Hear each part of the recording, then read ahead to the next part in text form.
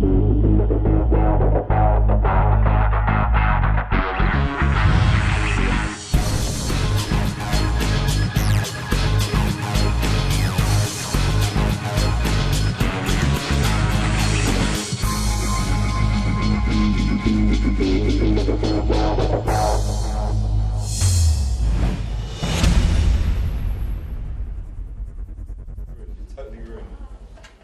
I didn't say that. I didn't say that. Oh, you did? No, I did. And then when she shot herself, in the end, she's gone, told you. Brilliant. Oh, it's cracking.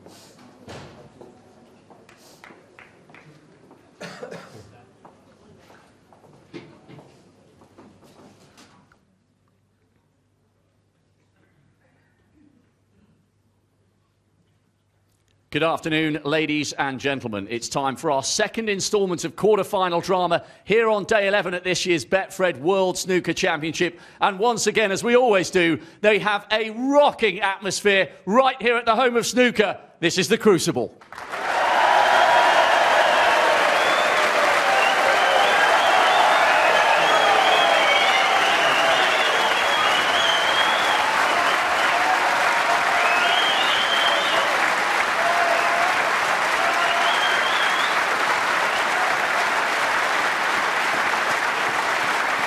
Please welcome a player whose confidence and form have flourished in the last 3 seasons. Runner-up here in 13, he made the semis last year. Winner of the Aussie Open and the PTC Grand Finals, he produced a brilliant comeback against Mark Allen on Saturday night. Can he keep it going? He's the world number 5. He's the Hawk, Barry Hawkins.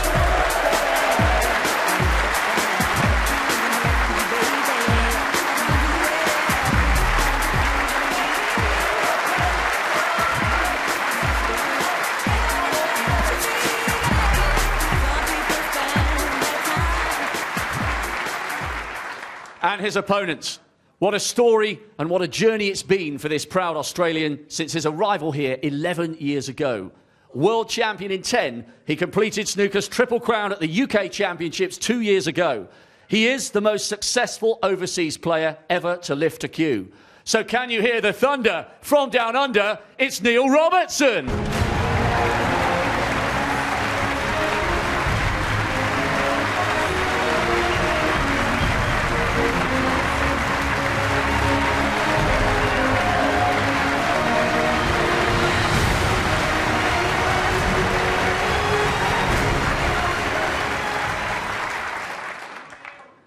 On table 2, please welcome a player who has come of age over the last 4 seasons.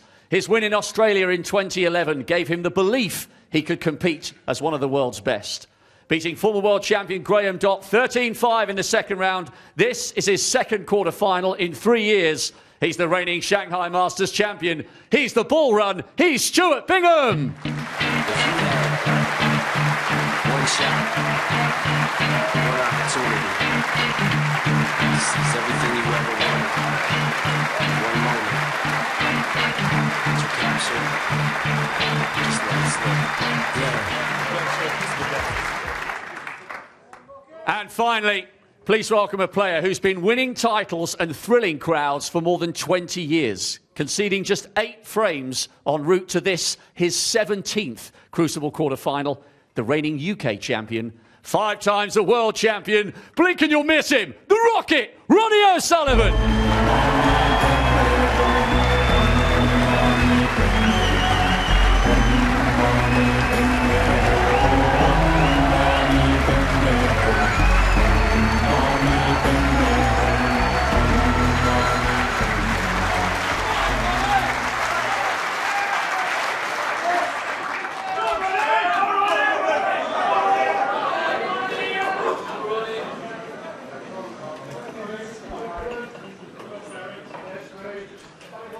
Well, all 4 players had a fantastic reception here in the Crucible Theatre. First frame. Stuart Bingham to break. Quarterfinals day and some great matches, and this could be another one here. Stuart won the toss and he gets the match underway. and straight away it left a possible pot for a man who's at 92% pot success rate for the tournament. Long pot success rate, as you see, at 60%.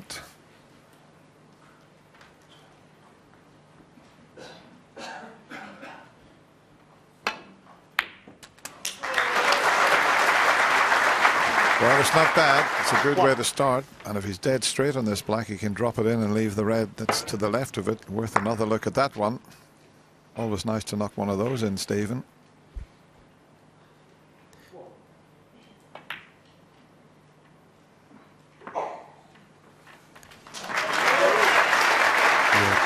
Red and no thoughts of taking the cue ball 8. back for safety, playing it a shot to nothing, playing for the black straight away.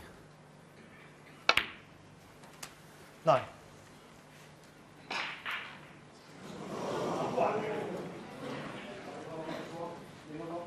This red behind the black on the cushions, just a little awkward. I think he can avoid canning into that one.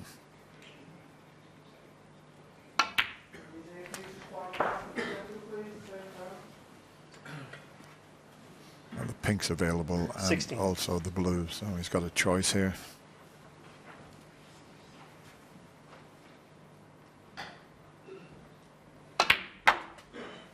$70.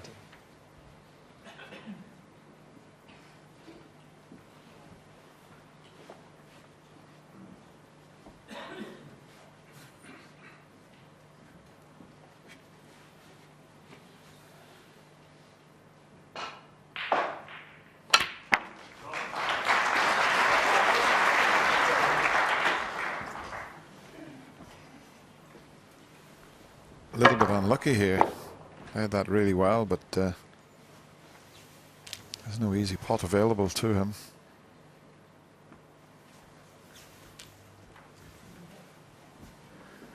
And nothing inviting into the middle pocket. It's awkward queuing.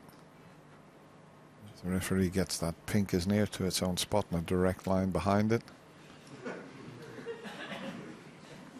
23. Not sure. Just going back to wipe his hands.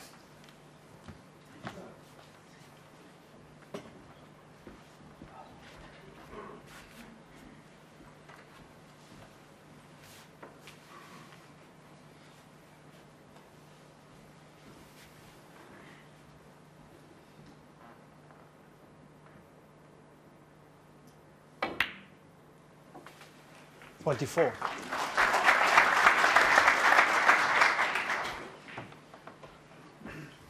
It was a more difficult shot than it looked. It made it look easy, but queuing over the reds and to get the right angle in the blue was pretty good.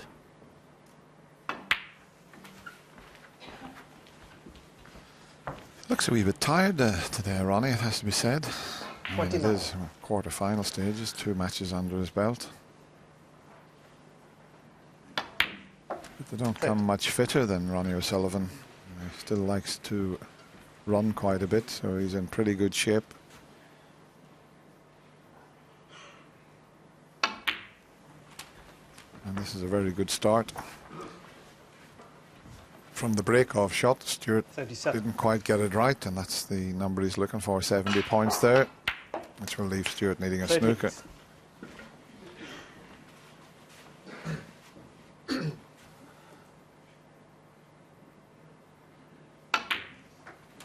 Yeah, he looks pretty calm today, Ronnie. It's ominous for Stuart Bingham. The 45. first session against Matthew Stevens, he looked really fidgety. 46.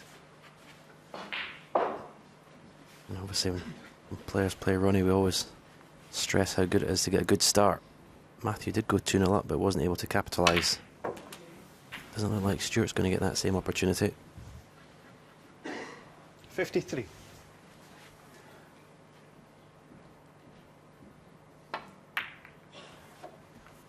But he's doing here what great champions seem to be able to do. And Steve Davis did it throughout the 80s. Amazing the number of times he started a match with a frame-winning break. And of course, Stephen sitting next to me used to do it all the time as well. throughout the 90s. 61.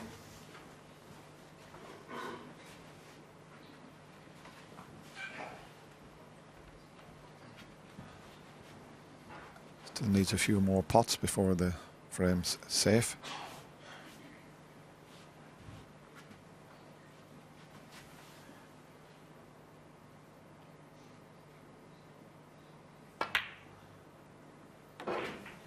Well, everything's going in the centre of the pockets. That's always a good sign.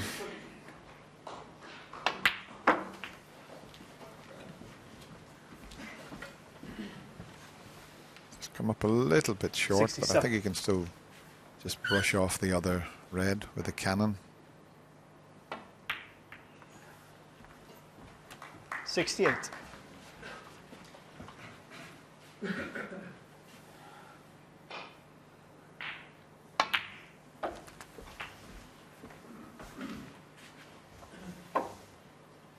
$75.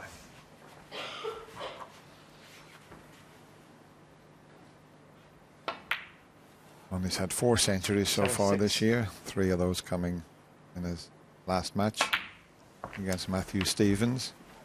And we've had 50 so far 83. in this World Championship. 84. And if the cannon works out when he pots the black, we could have one in this opening frame. Beautifully played. 91. 92.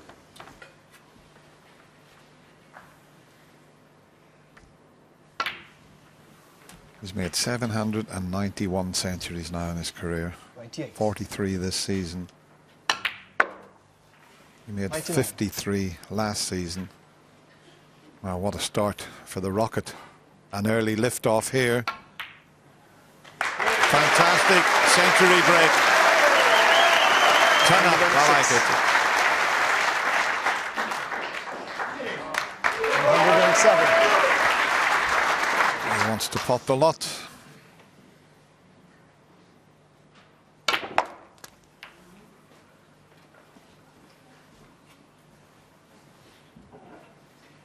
$140.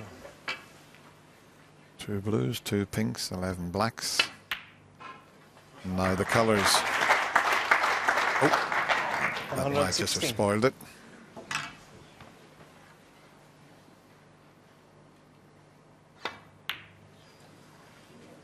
Doesn't matter about missing the green. What a start for Ronnie O'Sullivan.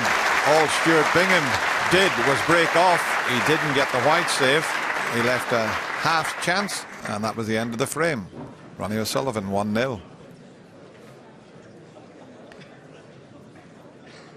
Wow, what a start, Stephen, from the Rocket. I mean, Stuart, it looked like it was a decent break-off, but once you leave that one red out, for somebody like Ronnie, you know he's going to take it on.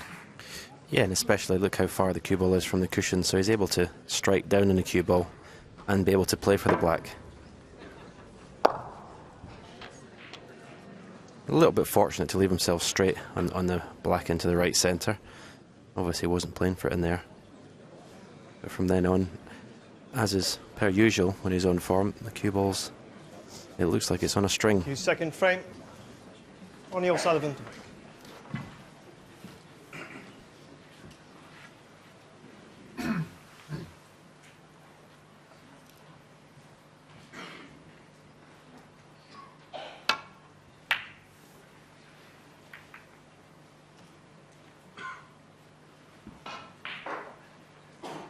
That first frame didn't last very long, did it?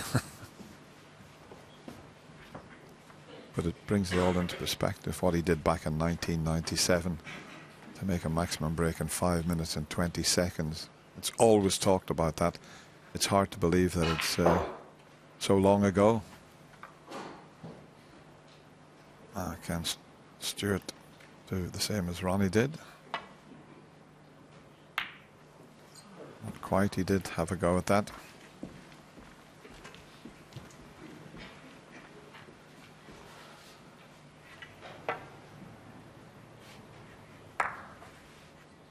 Wasn't quite as easy a chance.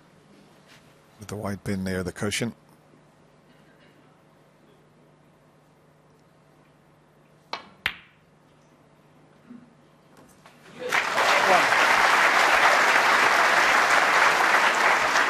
I'll tell you what, he's got his potting boots on here this afternoon, or potting shoes, I should say. Back with an old pair of shoes, which look a lot more comfortable than the ones that were pinching his toes.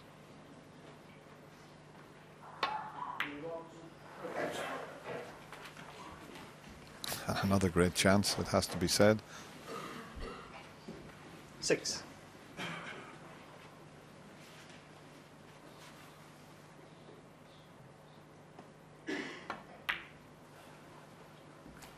Seven.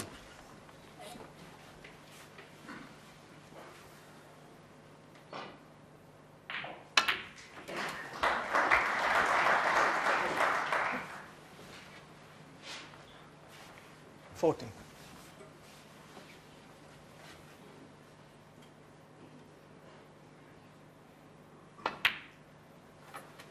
Fifteen.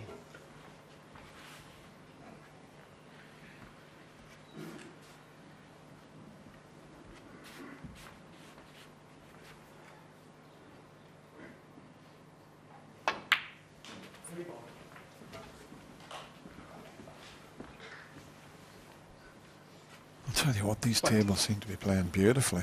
The pace of them. 21. Key shot coming up. Watch how he... Well, he may not go into them this time. Sometimes he does that, Ronnie. It just depends what mood he's in, but usually he goes into the reds. 28. First chance he gets.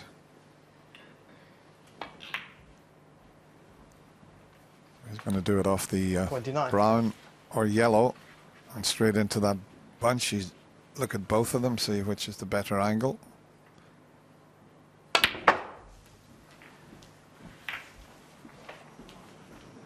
Is he on that? I don't think so. It was a good effort, though.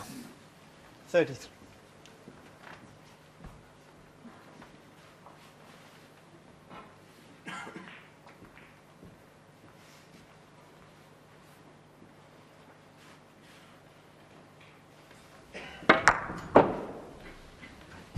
Yeah, it just wasn't the perfect angle, and the brown is a little bit straight. That's why I couldn't generate the speed of the cue ball.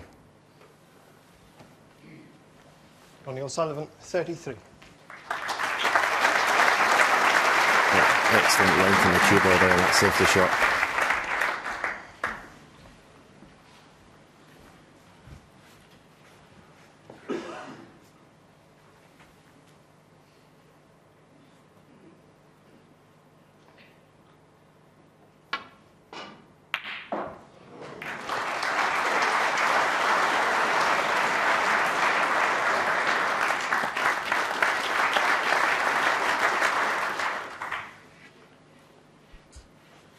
I think he's got him snookered on all the reds, so that was very good. Trying the two cushion and back down the table.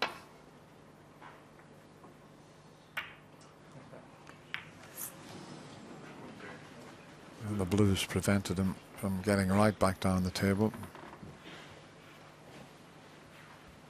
Can he reach this? Not quite, but it's his first chance at a pot, really. I mean, he had one in start of the frame, but it was a tough one.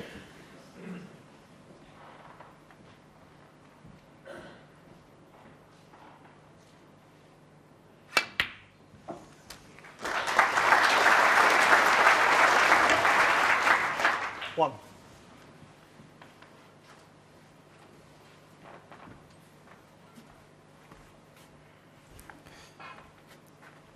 So no, we're only in the second frame of a 25 frame match, but this is a very important visit to the table for Stuart Bingham.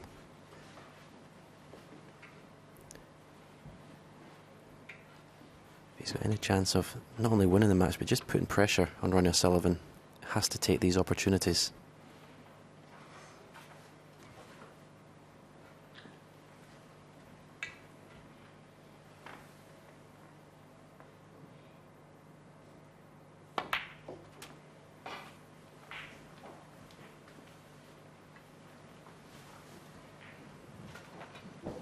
27.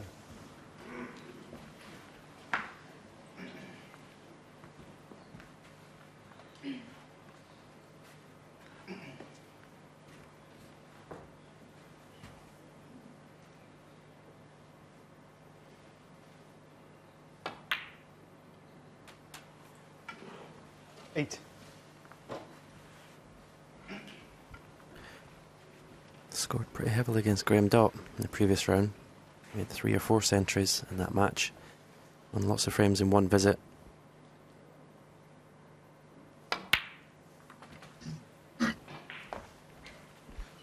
Yeah, he's a terrific cueist, this Stewart. He's played at the Crucible on 9 occasions. 12. Best performance was 2013 in the quarterfinals. He got to but lost to Ronnie 13-4, so Stewart would dearly love to play in the Crucible when there's one table. You've got to get to the semi-final to achieve that.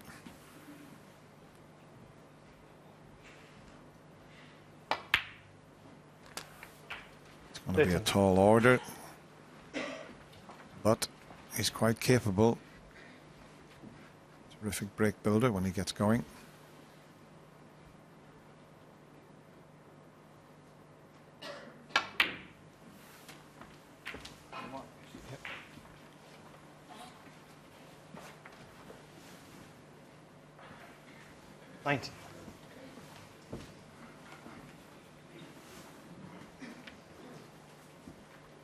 These 2 ranking titles that he won were the other side of the world, one in Australia, one in Shanghai.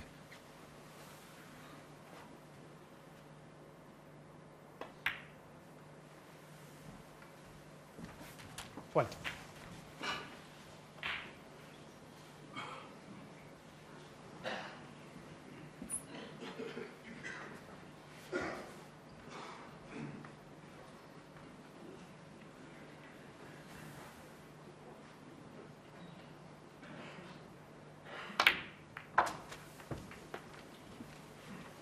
He won the Shanghai Masters last year, Australian Open, well, 26. 2011 that was. 27. He'd love to win a big one in the UK.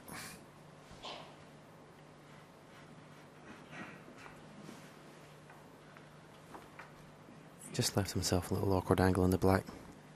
He'd love to just screw back for the cushion for a red to the same pocket, but that red near the left cushion is in his way. You have to move it. Nice, played that well.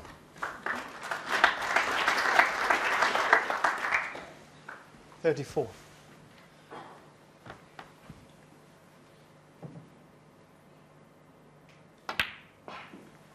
$35.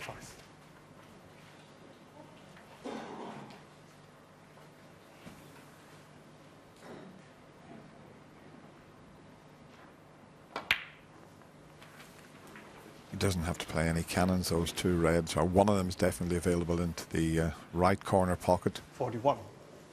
Well, it will be after he pots this one. That'll clear the path for the one I mentioned. And now he's got a nice angle to just drop in behind those 2 reds.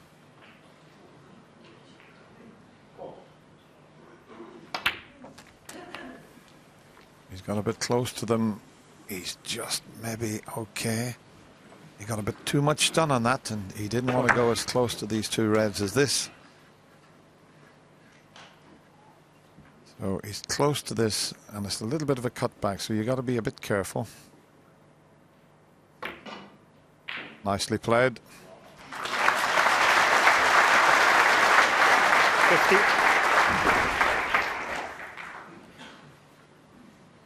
Yeah, his heart would have been in his mouth then when that cue ball was going just past them reds.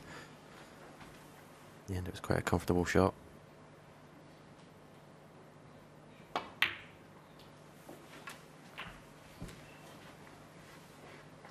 And he moved that red that you mentioned was near the cushion 56. a few shots ago. He just nudged it a little bit further into the table.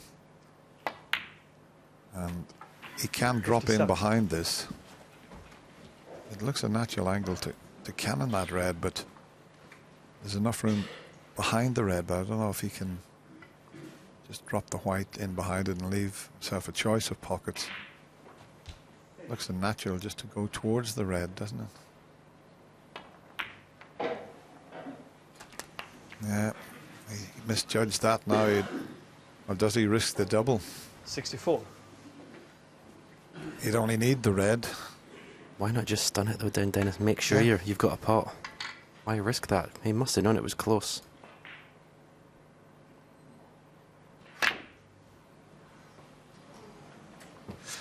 Yeah, he just Good ran Bingham, out of 60. position there, and it's a terrific effort. But we just showed you that seemed unnatural just to hit the red, so he should have, as Stephen said, stunned in behind it or played it with a bit more pace.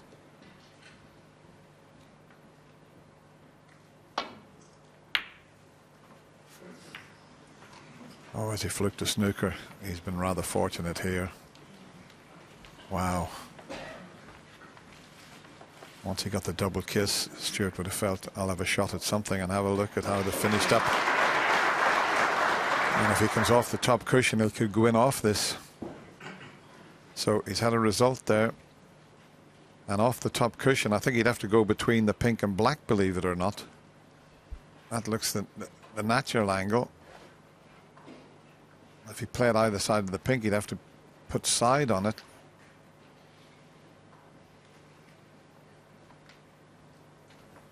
A little bit of a problem here.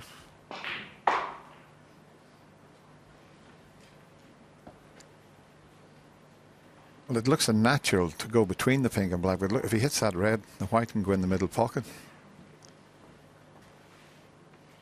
If he goes either side of the black, he'll have to play it with side.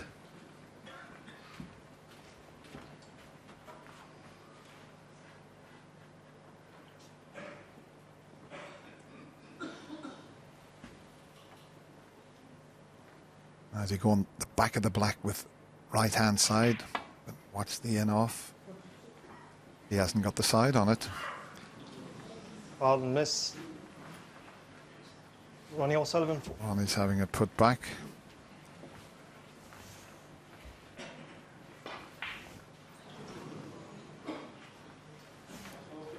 Well, I put the line up previously, so the white should be at the end of where my line was, so it's, well, it's pretty close. Not exactly where it was. I'm checking. Have you got it?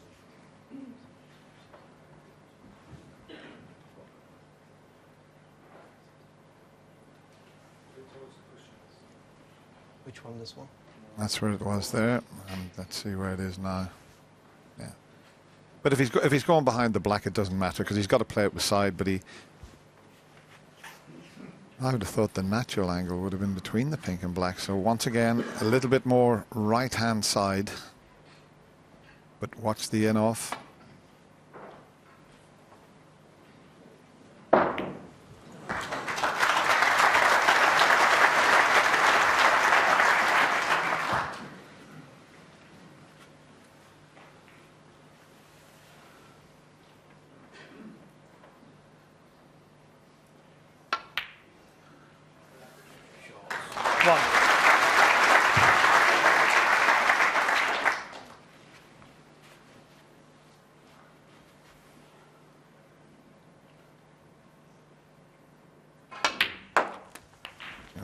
Oh, what's he done here, Stephen? Have a look at this. This will annoy him. Deary me. 7.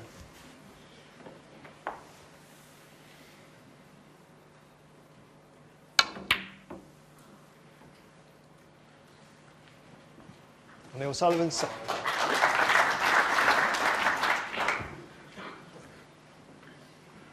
Yeah, you won't see Ronnie play any worse positional shots than that in this session. That was a strange shot.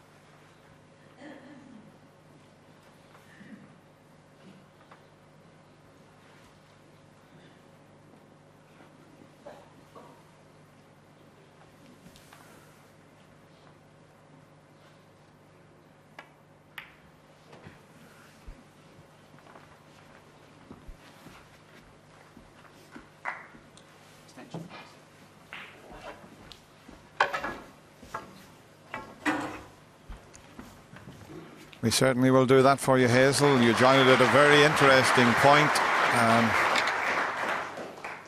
Ronnie snookered, easy to hit it. Can he get it safe? Stewart looked like he was going to win this frame with one visit, but he broke down. And then Ronnie, he got in and he just ran out of position when he was looking like he was going to clear up and pinch the frame.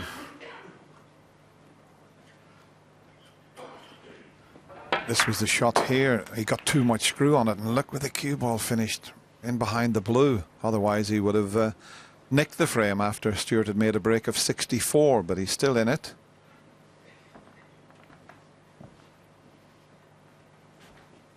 Would be a body blow for Stewart to lose this even after making the 64 break. I know it's early days.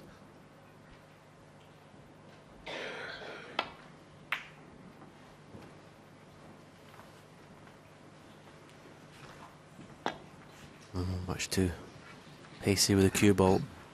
He'd be disappointed with that one.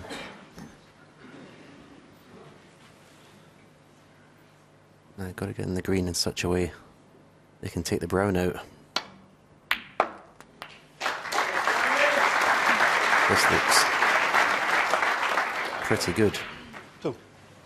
Has he got enough angle to cannon the brown?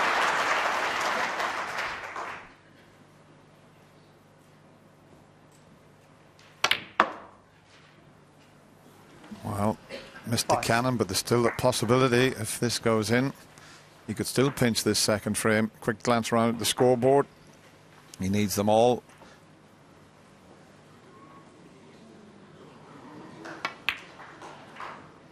Just stretched a little bit there, but he's got away with it. Daniel Sullivan, 5.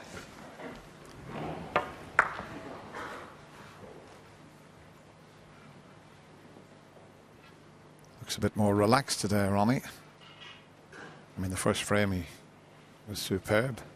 Everything went right in the centre of the pockets. He's had a good run of the balls this frame, to be fair, Ronnie. Since Stewart missed that chance to win the frame one visit.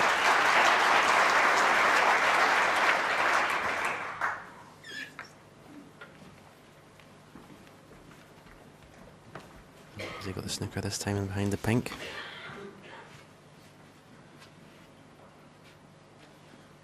So I don't think Ronnie can pot this.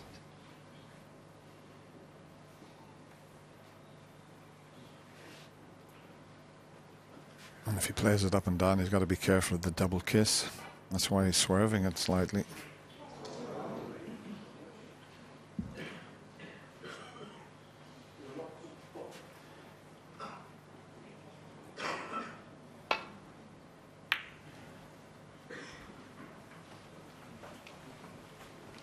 Well, it's a difficult one. He only needs the brown. We'll put him 19 in front. 18 remaining. Big shot for Stewart. No. I think he got a kick there because look where the cue ball's finished. That must have been a heavy contact. Yeah, that brown definitely jumped. Where's the cue ball? Okay. I wonder if Stewart can hit this from behind, because he'd leave the white where the brown is and every chance of possibly getting a snooker. That's what he's got in his mind. As long as he makes a good contact on the brown from behind and doesn't send the brown over one of the corner pockets, he should be okay here.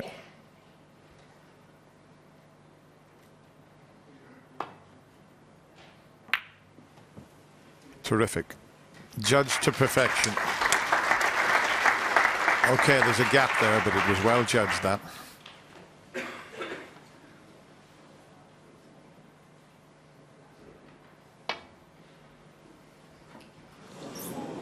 Well, you could see why he missed that. All the side that was on it when it hit the cushion.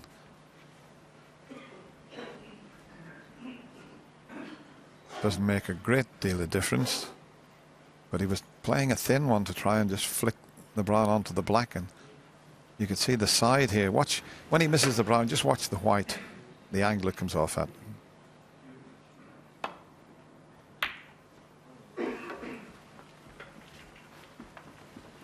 Wow, he's anxiously walking round, Stuart. He hit that a little harder than he intended.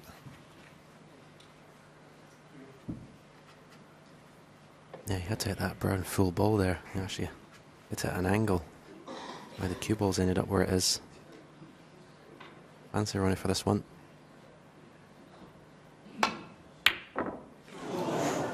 Pretty close. And he was on the blue, wasn't he? But once again, once he missed that, the brown could have landed anywhere and it's gone safe again. So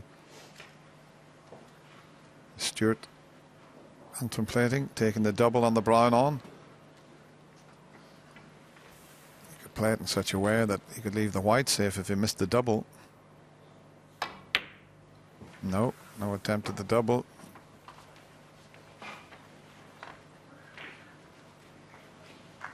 Can he see enough of this to try and cut it in?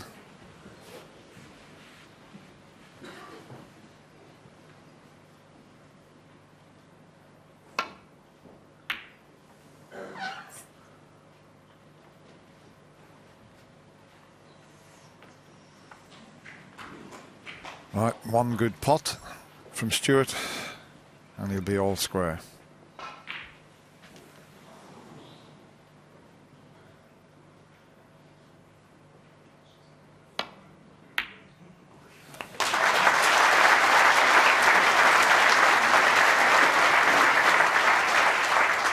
Four.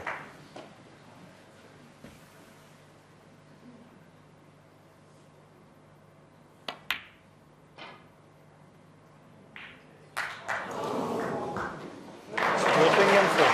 Now Ronnie's coming to the table. He's snookered.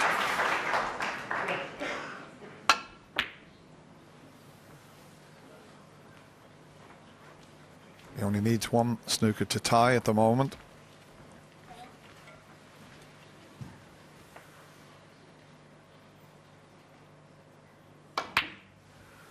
This time he does take the double on.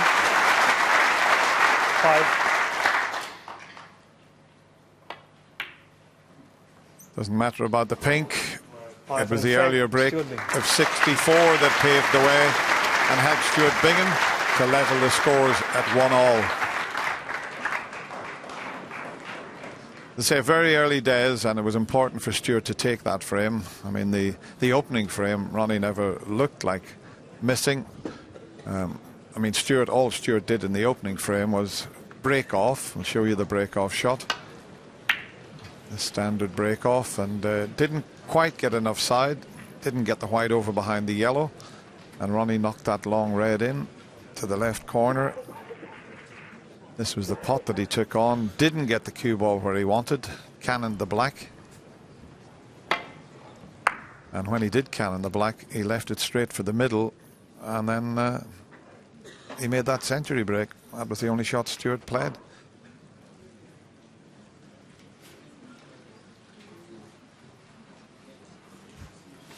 Frame 3. Stuart Bingham.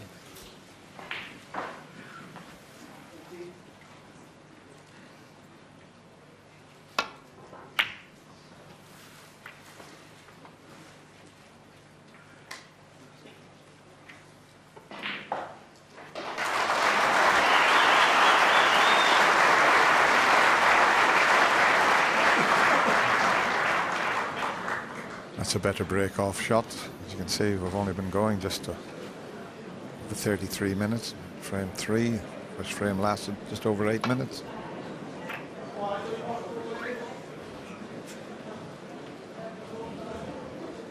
Not the best from Ronnie, so a chance for Stuart here, Stephen. Yeah, he's just catching the shots at that side of the table thin, Ronnie. He always plays with a bit of side. Last frame we've seen him miss one altogether. That was very thin. So, a little tester for Stuart, stun for the black. Nice play to drop it in. He would have expected to get that.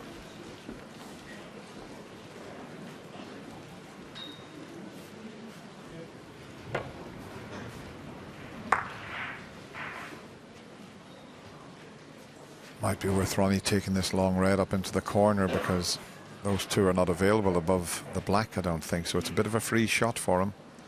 Or maybe he's running, well, he is playing for the black. What a bonus this will be if it goes in.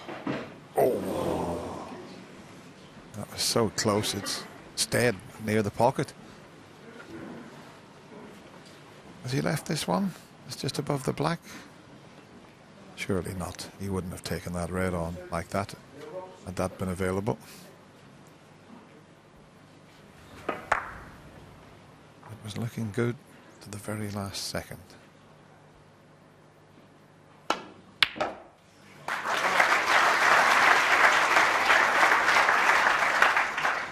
One.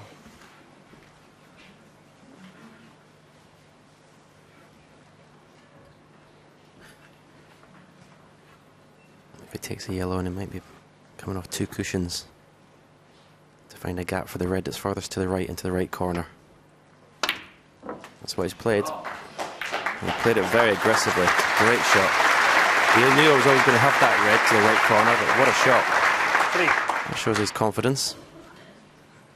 You know, he may be unlucky there, because that was a superb shot he took on, as Stephen said. But look where the whites finished. That's covering each other there. To the middle is covering each other. All into the right and left corner pockets are covering each other. It's the one to the left of the pink. That's the only pot he has on, as we'll show you this super shot he played there. Oh, well played.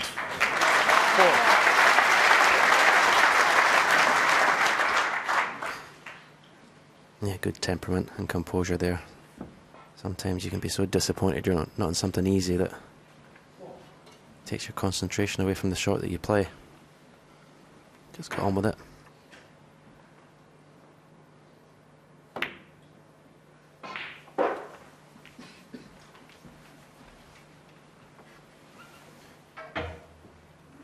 Ten.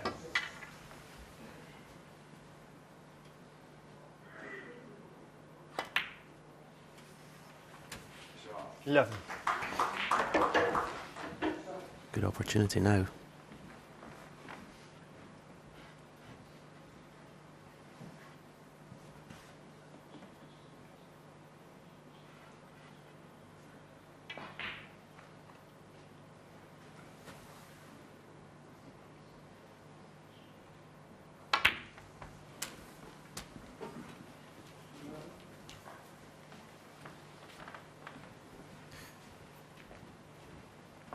$18.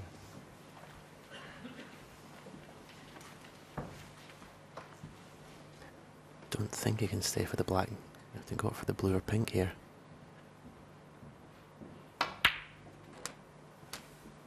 $9. And the pink doesn't pot, so poor shot to finish short in the blue.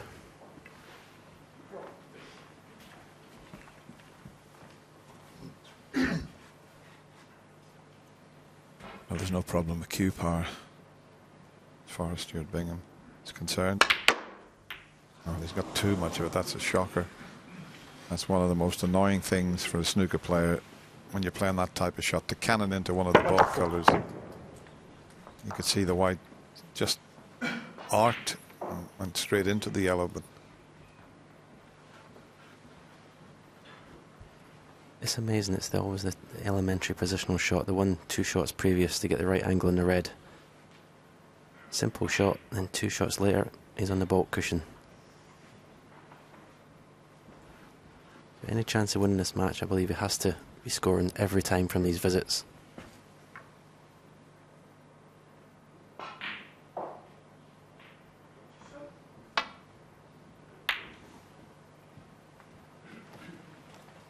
Stuart Bingham, 24.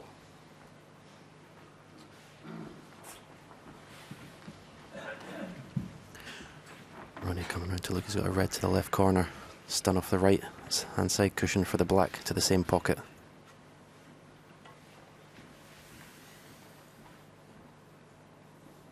that's the shot that Stephen was suggesting. He hasn't quite got it as he intended. Just throws a chalk up and just got, well, he didn't get enough screw on that.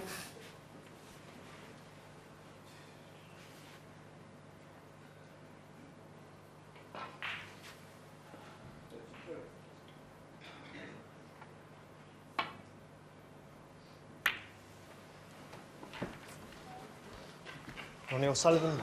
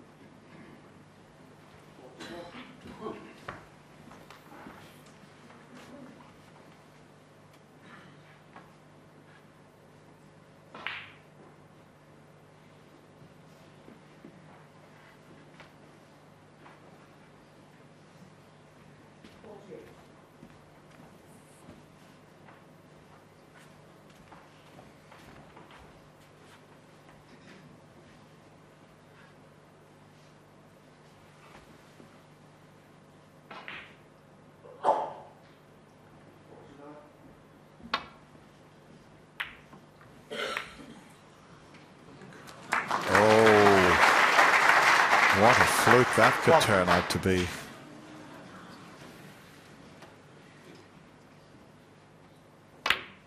Well, he did apologise, but I'll tell you what, he wants to take full advantage because 6. it looked a fantastic shot. He was just playing a safety shot. 7. But you get enough bad running at times, and when you get a slice of good fortune like that, you got to capitalise on it.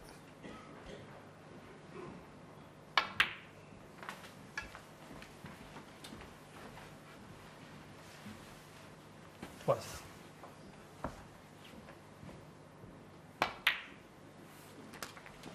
$13.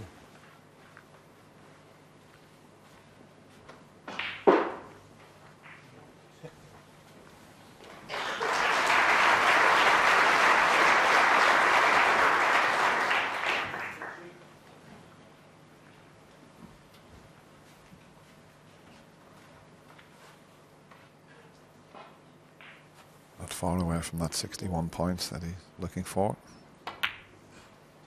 especially with the way the balls are situated here. 20.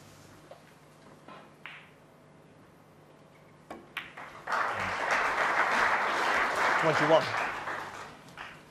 Be absolutely delighted if he can take this frame after not getting a chance in the opening frame. Just broke off and that was it, but he's quite capable of doing this, is Stuart Bingham. Okay, Ronnie's beaten him 11 times to 2, but the 2 wins from Stuart, one was in the 2010 UK Championship 9-6 and the 2013 UK Championship 6-4, so he has beaten Ronnie. He's played another poor positional shot there though. Played for the red in the middle of the 5 to the right corner. He's come up short. He's now looking at a red to the right centre. Neither provides guaranteed position, but he should never have been in this position. Yeah, those reds are just like a little 5, isn't it, on a playing card. Nicely judged though.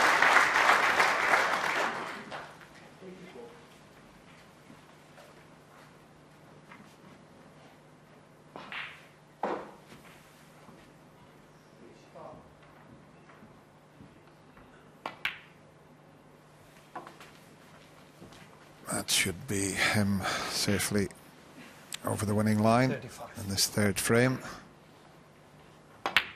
Ronnie had 36. one chance, but just misjudged the position on the black. Potted a good red, but didn't get into it enough to leave himself on the black. And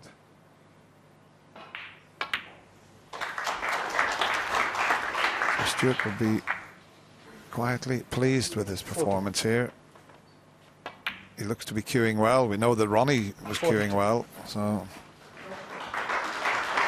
Going to be a fascinating quarter-final.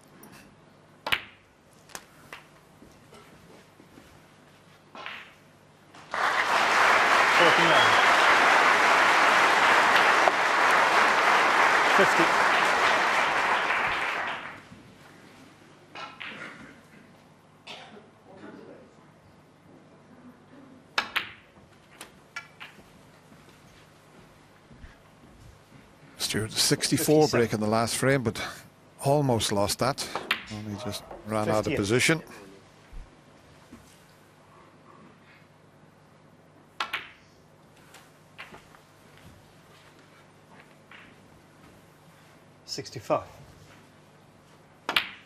Just enough 66. for Stewart to finish this frame with a century break.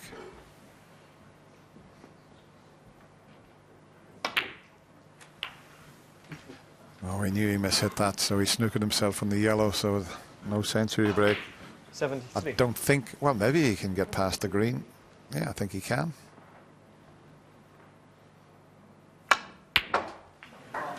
75.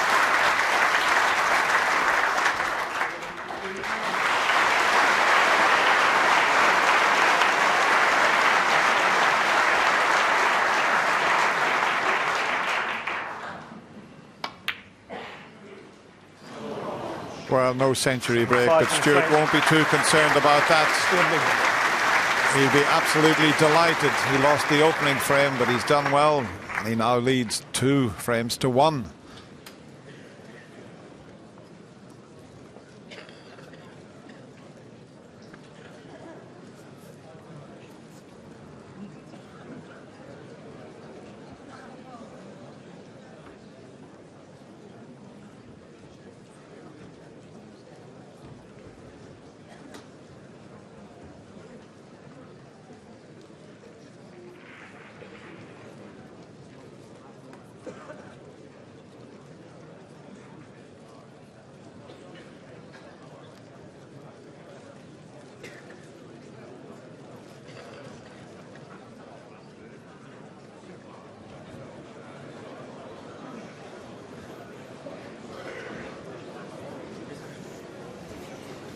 Frame 4, Ronnie O'Sullivan to break.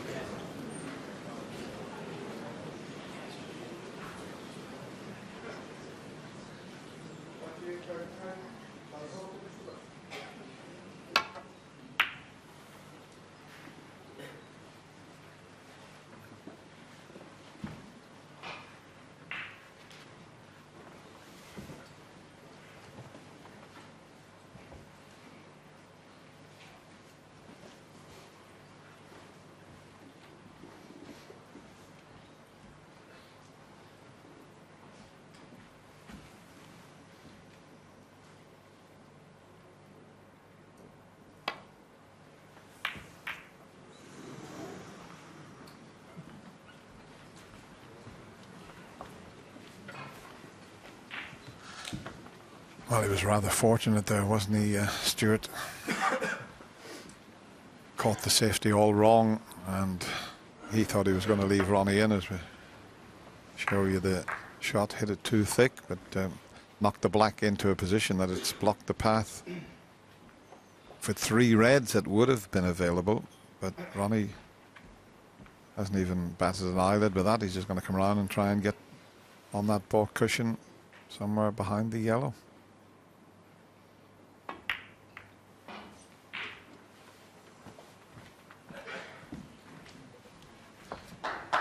Hasn't quite blocked the escape route off.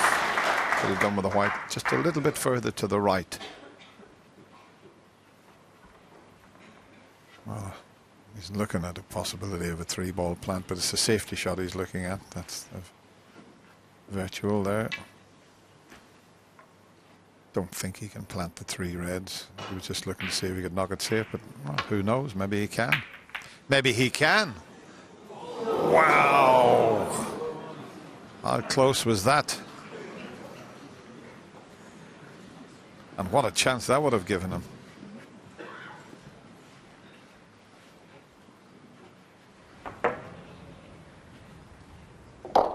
Worth another look, but Ronnie can easily knock one red onto the one over the pocket. And now Ronnie has got the balls in a perfect position. Okay, it's a little bit congested around the black spot area. There's plenty more to go at.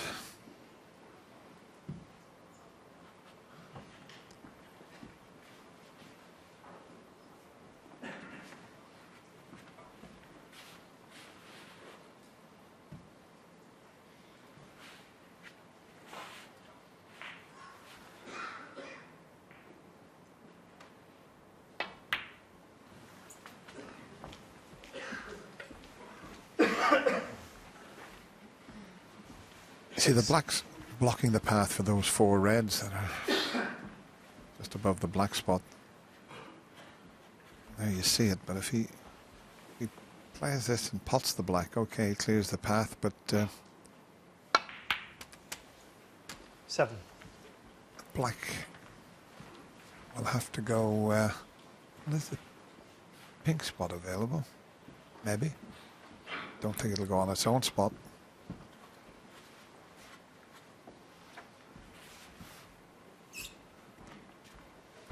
It's not quite straightforward, even though they look to be sitting nicely.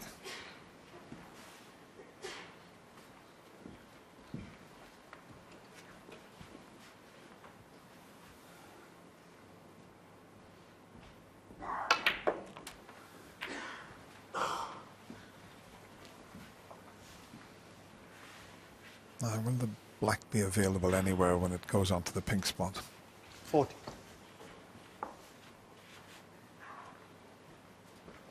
No, it's tied up in there at the moment. So it's pink and blue that he'll have to work with for a while.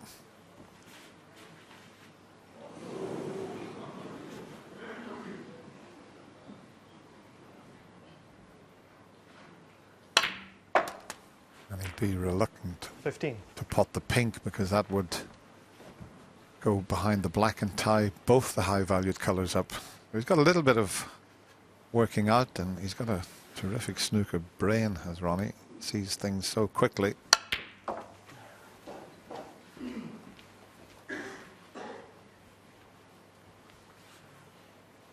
$18.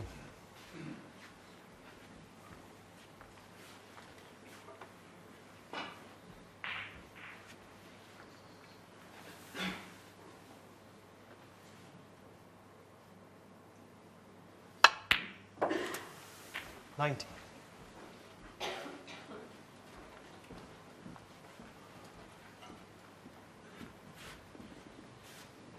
Chance now of the blue to come down the left-hand side of the table for one of these 3 reds to the right corner.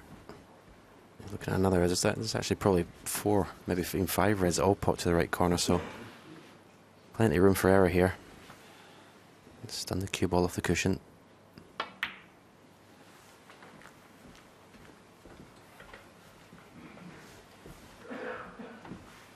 24.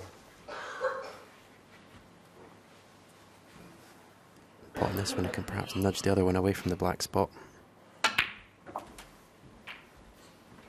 25. It's lovely to watch how he went about clearing that black spot area. Pink now will go on to the black spot and will be available into both corner pockets. 31. The mid-session interval coming 32. up after this frame, and if he can get to 68 points, Stuart Bingham will need a snooker.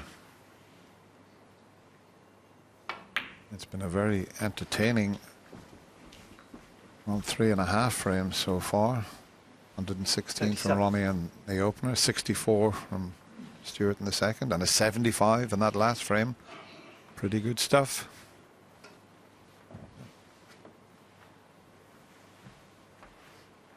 And just under the hour, well under the hour for by the time this frame finishes. Should be just round about that 1 hour. 38.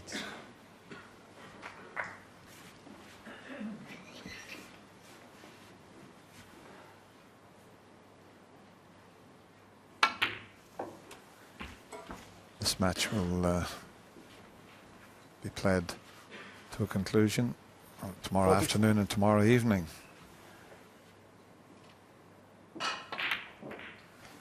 And now he's got the black 45. clear. It's just lovely to watch, isn't it, the way he goes about break building. That's why he's the greatest break builder the game's ever had.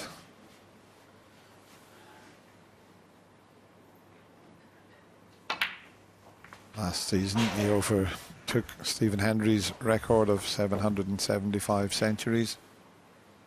52. He's on 791, I think it is now. 53.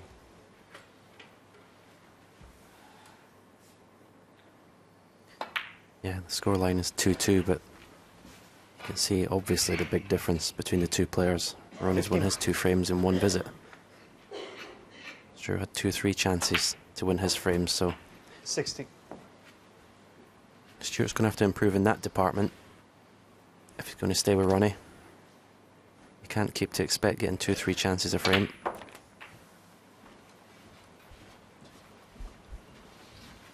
In fact, he had 791 centuries 66. before this match started, so he's on 792. This would be 793 if he could complete one here.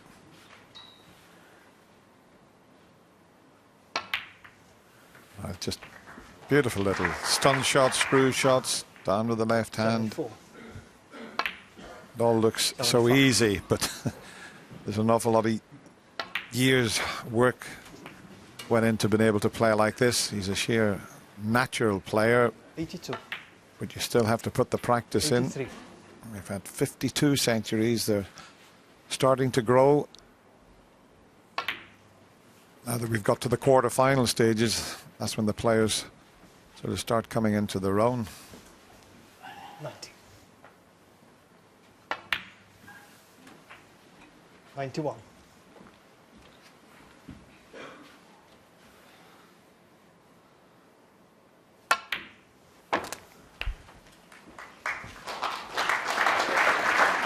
'98. 99. Definitely his cue ball control is his just biggest asset. It really is flawless.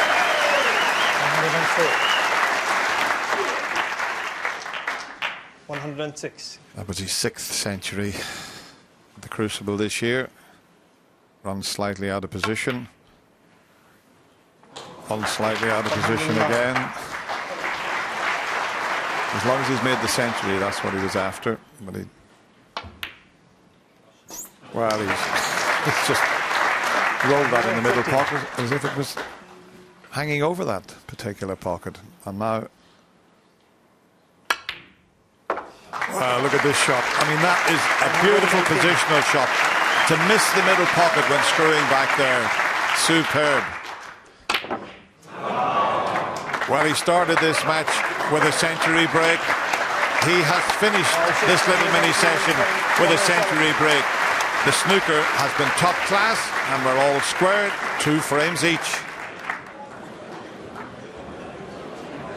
Quietly as possible, please.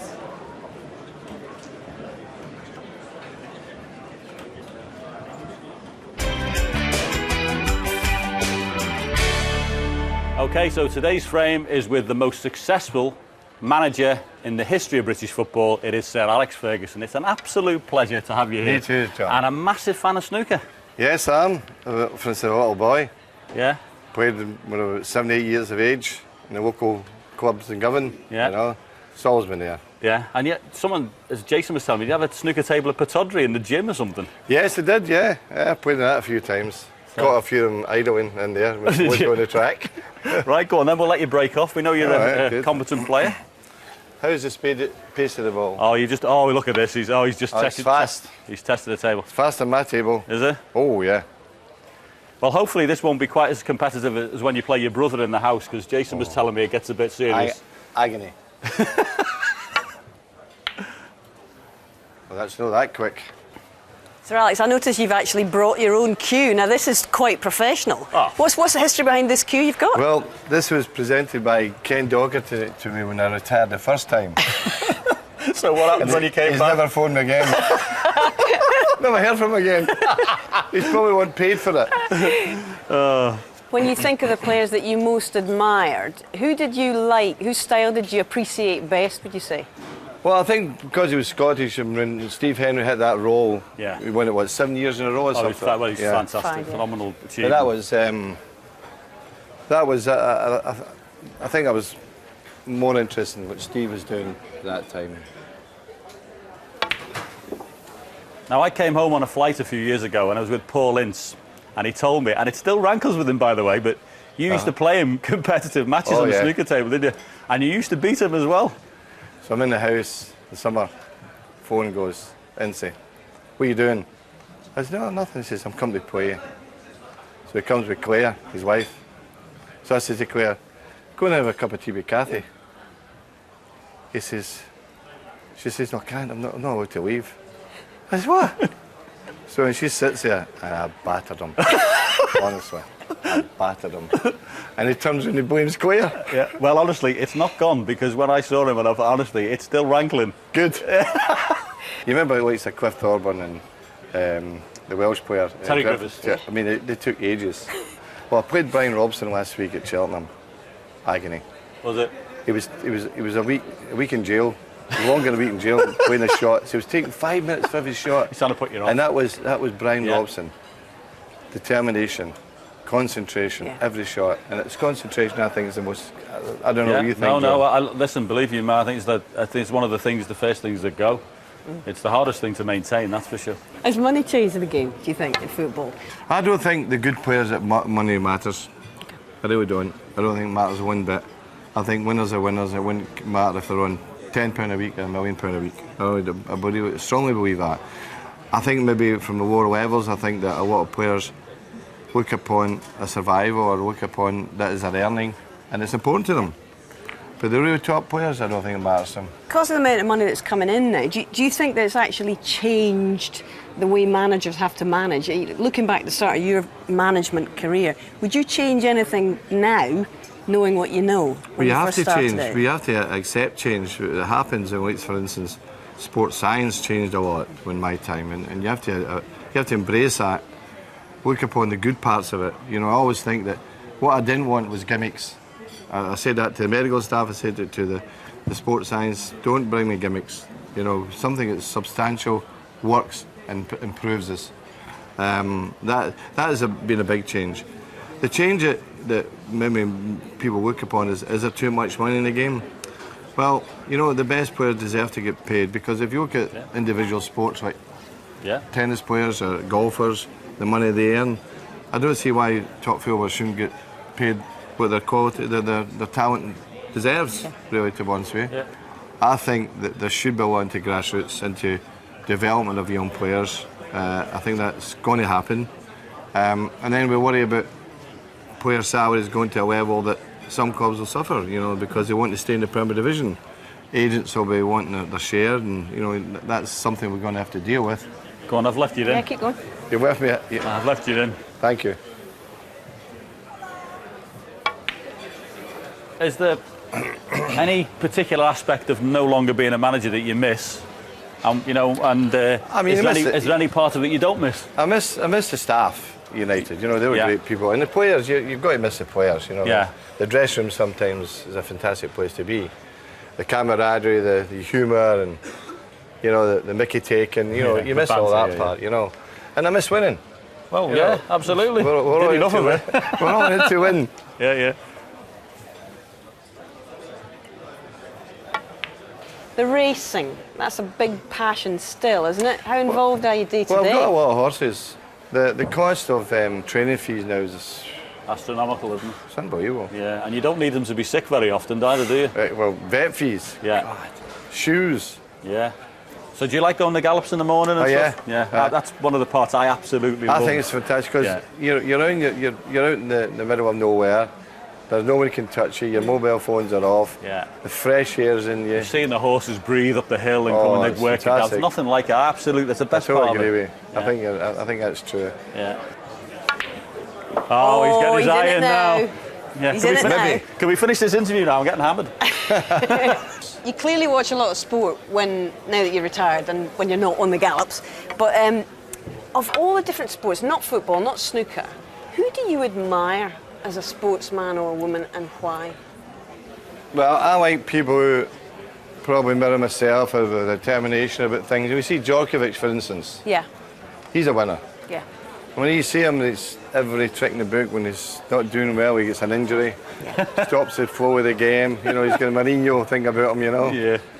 If there's a couple of players that you could pick from all the time that you've managed the players, who were you most, you know, who did you most appreciate because they improved so much or they became what you thought they could be? Ronaldo was the biggest improvement, really, because he came as a young, skinny kid at 17. Yeah. And he had all these things about him that were used to criticise him about his diving and all the rest of it. But, you know, once the players got about him in the training ground and that, he was fantastic. And then the most important thing for a great player is decision making. And that improved over the time. You know, he, Scholes and Giggs, you have to say that those three. Yeah, I mean, Robson and Keane, you know, Cantona, they're great players. It was fantastic. We're very lucky that way. But Ronaldo... The thing as well, Charles, that he was tough, wasn't he? He used to get kicked all over. He was a toughie. You know, apart from all the things he could do, he used to take plenty of clattering. He was tough. Headlines. Absolutely brilliant. Brilliant. Is that it? Well, you've hammered me. What can I say? Thank you. Well done. Thank you so much for coming. It's been an absolute Pleasure. delight to speak to you. Thank you so Next. much. Well done. Brilliant. Great.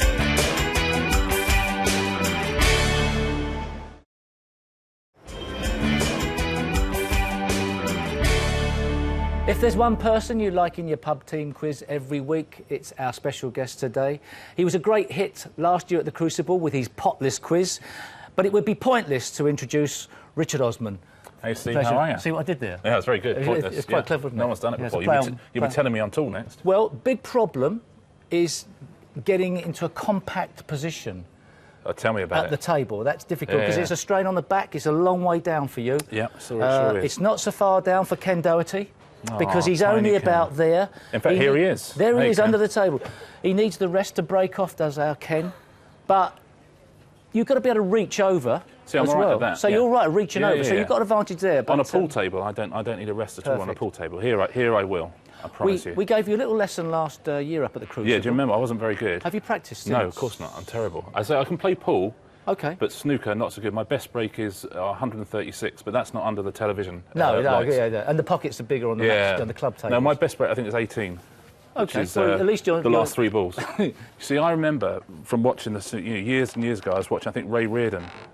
He said, so you got a little bit of right-hand side and go off between the second and third ball of the triangle. Well, he said, yeah, let's give that a go, shall okay.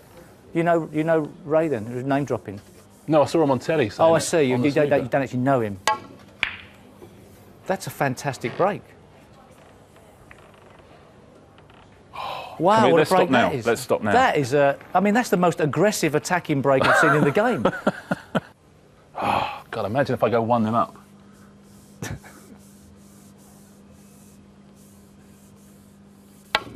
Oh, shot. That was a nice strike as well. That went in the Thank heart you. of the pocket. If someone could set the fire alarm off now, then I think this frame is done. So the brown in the middle? Yeah, I should really, or I could just tuck up behind it, couldn't I? If I was. Well, that's pointless. You've got to win the game. See what I did there? Yeah, that's really good. In a different context, I said pointless. Just keep doing it. Okay. Hello. Oh, this is turning into a rout.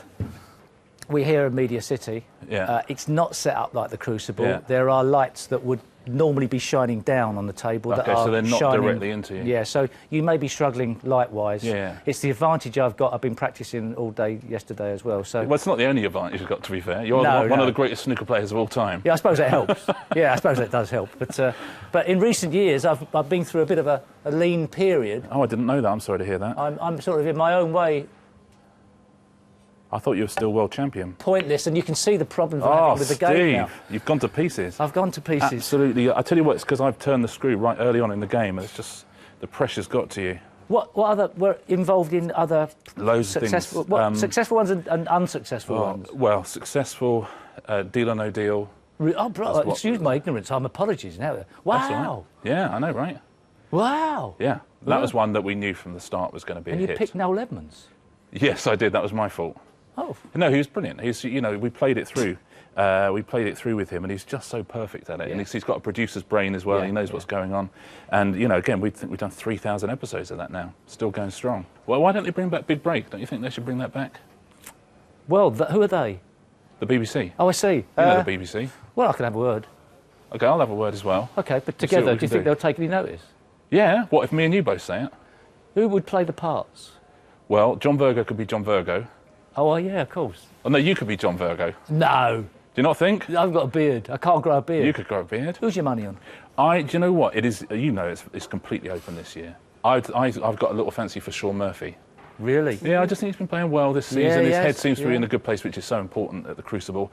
I'm not sure Ronnie is going to make his way all the way through the draw, and if he doesn't, can't see Mark Selby defending. It's quite hard to win twice in a row. It is, isn't it?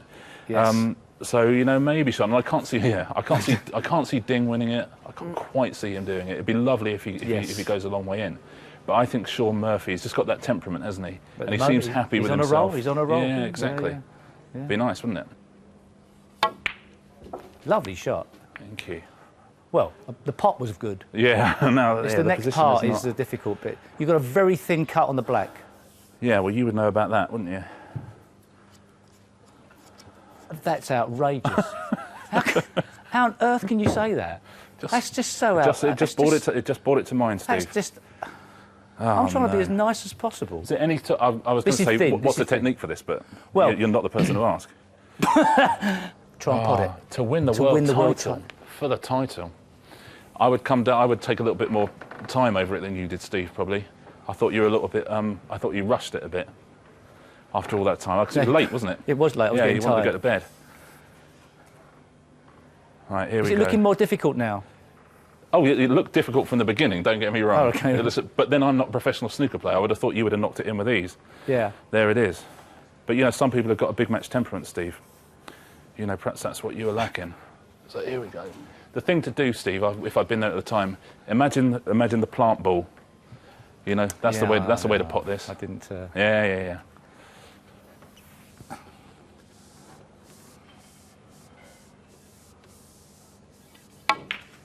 Oh, congratulations. So sorry. What a shot. So sorry. What a shot.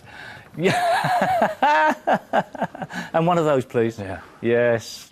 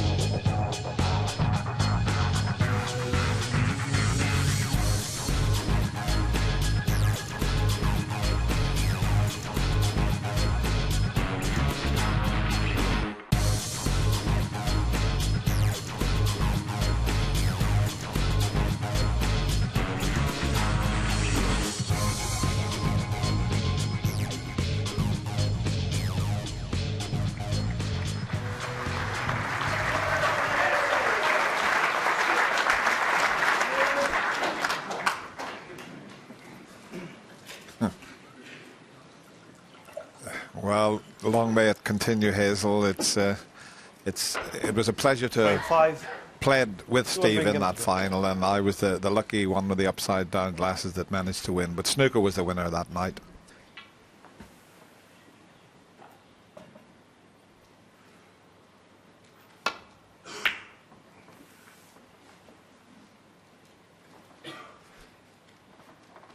Meanwhile, that's a pretty good shot from Stewart there.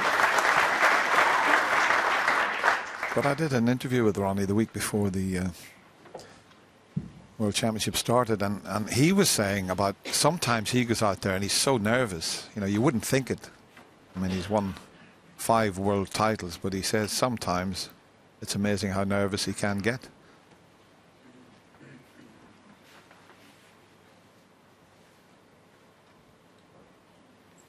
That's given him something to think about. Is he just going to come off the 2 cushions and try and... He could leave one here, have to be a bit careful. There's one at the back that he could possibly leave, but he's hit that one. I'm just wondering if he can see enough of this one for the middle pocket. Yes, he can, and he can get on pink or black here. That wasn't an easy situation that Ronnie was in there.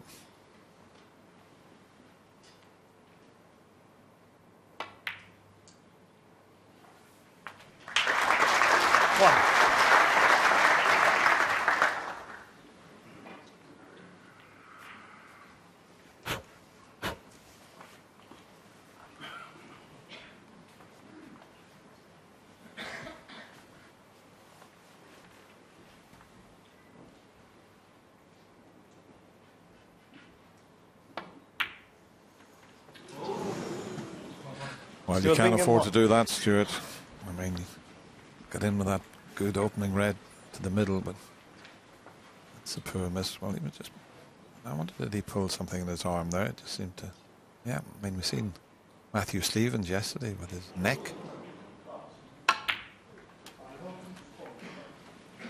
One.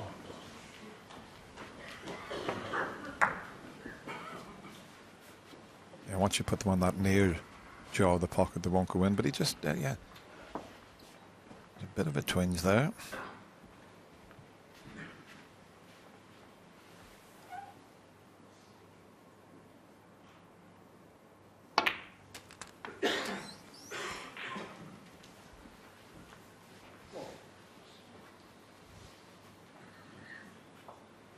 Eight.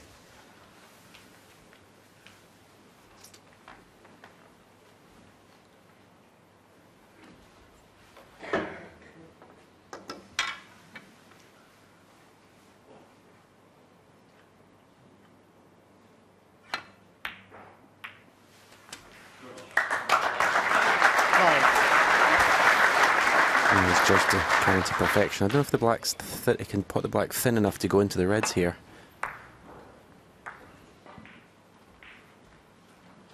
Maybe too thick a contact, and they have to play for one of the 2 reds to the left of the pink.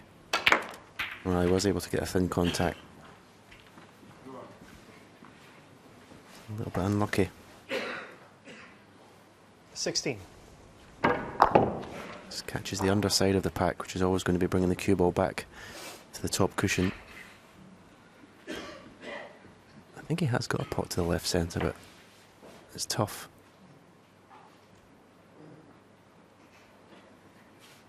Well, when you open the reds like that, sometimes you want to take a pot on, but I'll tell you what, this is far from easy. That is tough. And at that pace, that was asking a bit too much.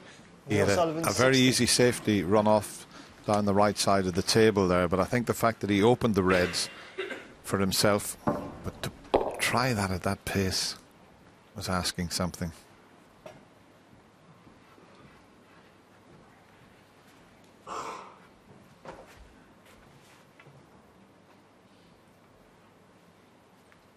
Stuart's looking at cutting this red and maybe using a bunch of reds to hold for the pink to the same pocket.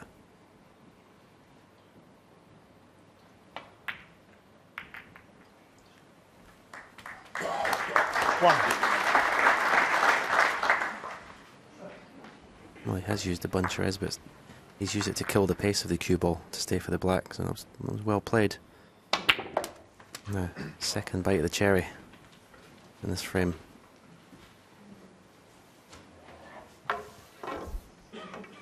Eight.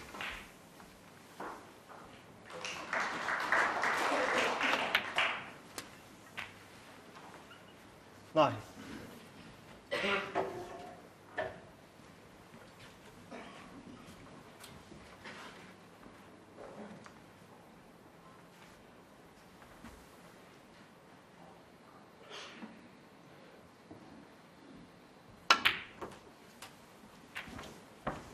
Good chance now. Stuart Bingham. Doesn't seem to be any problem with that arm. 16. He was rubbing after he missed the black off the spot.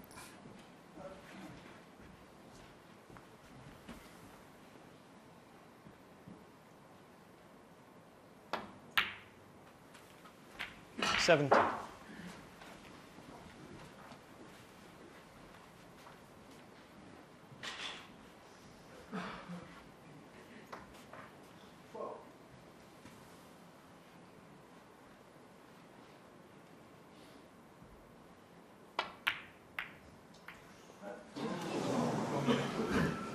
Stuart Bingham 70. You just can't keep missing blacks off his spot and expect to win this match.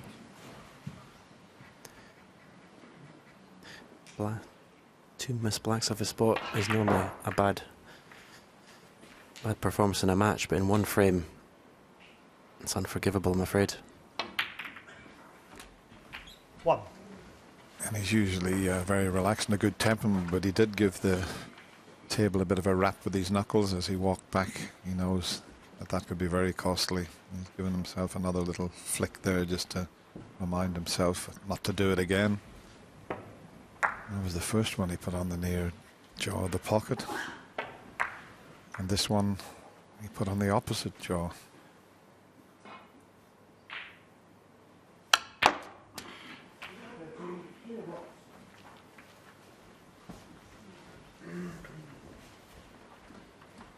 Eight.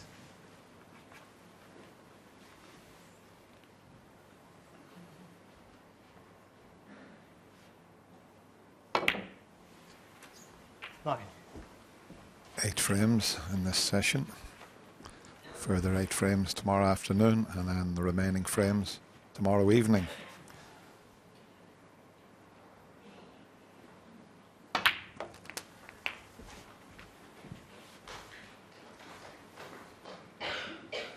$16.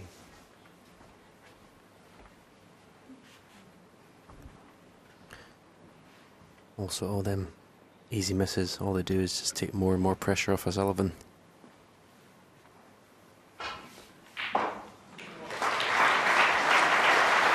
Well, what's he doing?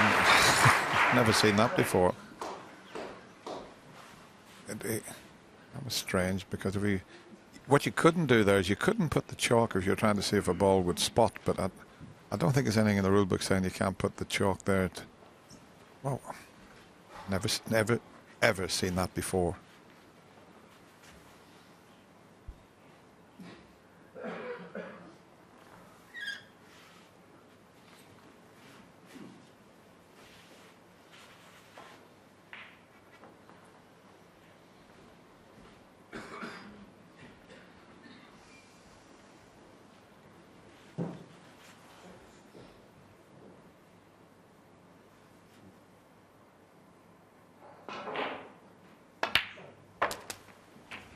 $70.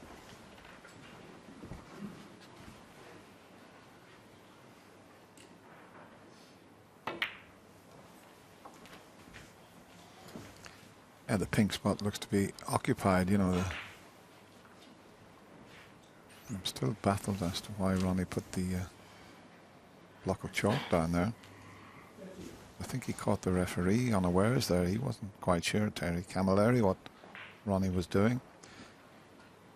Because you're not allowed to put the chalk down to see if a ball will respot. So whether it was just to line it up with the blue and black, maybe.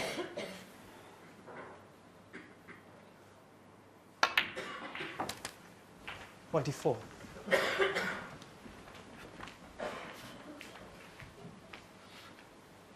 It'll be an interesting one after this match to have a chat with the referees just to see, because I don't think they've ever seen that before. 29.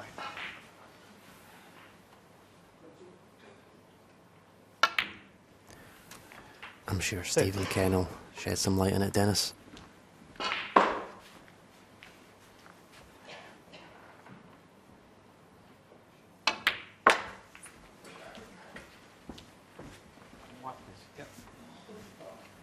Just having the cue ball cleaned now, he's 33 ahead.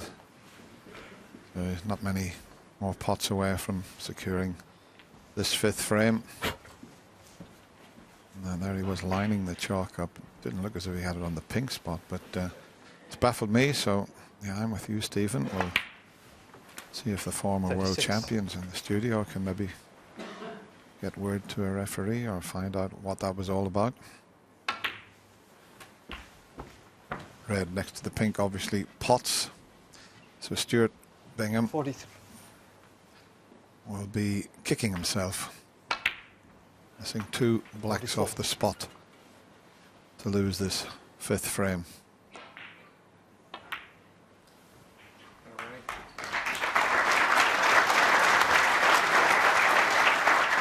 51.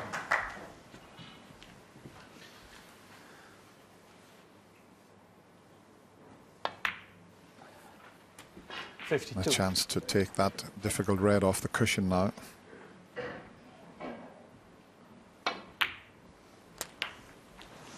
Not quite. You'll have to double it if he can see it, that is. 59. Try the double. It's still... Hey! A treble. 60.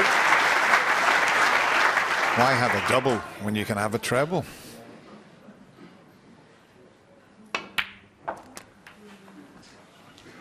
So he certainly has made Stuart Bingham pay 67. for his mistake there. And the high standard continues. 69. Century in the opening frame, century in the last frame before the mid-session interval. Stuart had a 64 and a 75. It's terrific stuff here. 76.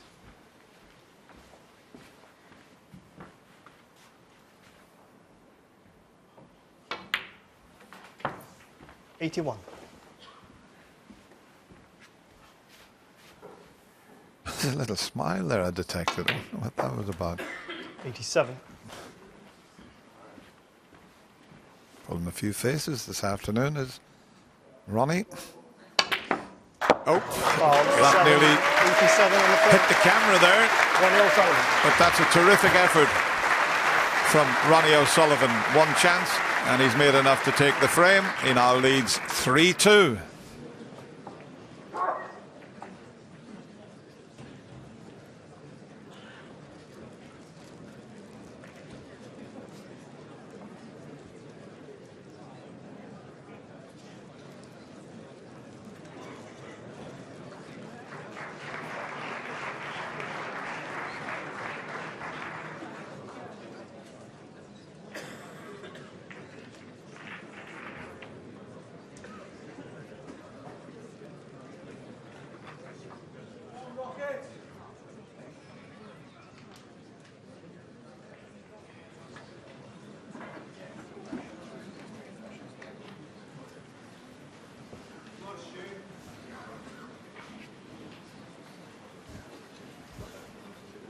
Frame 6. Ronnie O'Sullivan.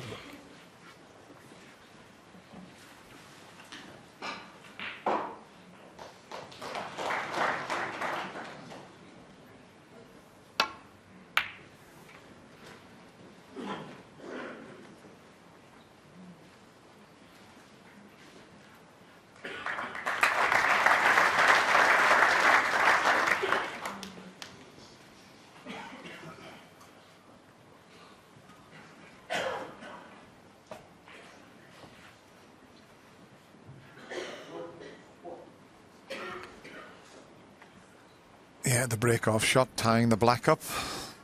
Yeah, Ronnie obviously wasn't aware that it was a foul, otherwise he wouldn't have put the chalk there. He should be aware. Oh, crafty Ken Doherty, he knows the rules. I call him Crafty Ken for nothing. Although he prefers the Darling of Dublin.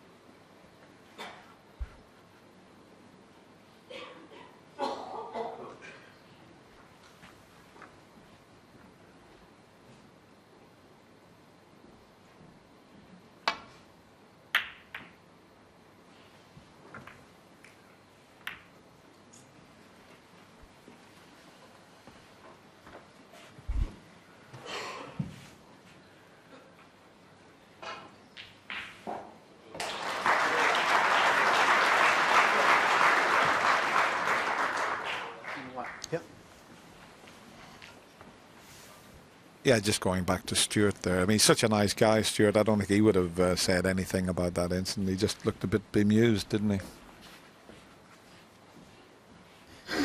he? Yeah, as a player, it shouldn't be up to you. If it's against the rules, the referee should be doing it.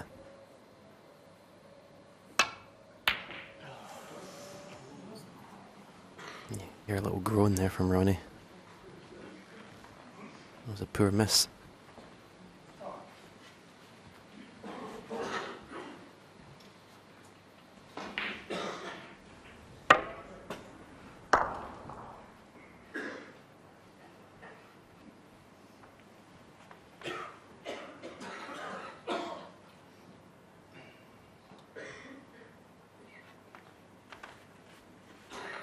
Well, there's no easy safety shot, just looking at it. They're all blocking each other from getting down the right side of the table.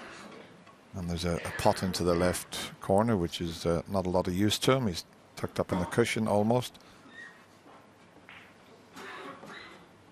Sometimes you can't just see a return to the baulk area for safety.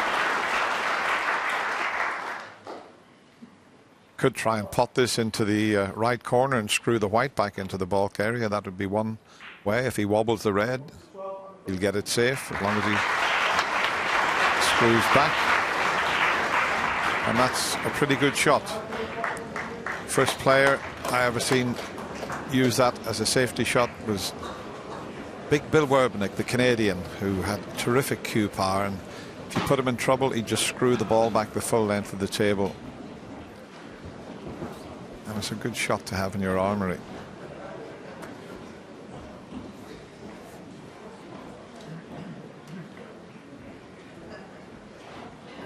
Bit of noise play on the other table at the mid-session interval, so that's what the noise is. You hear?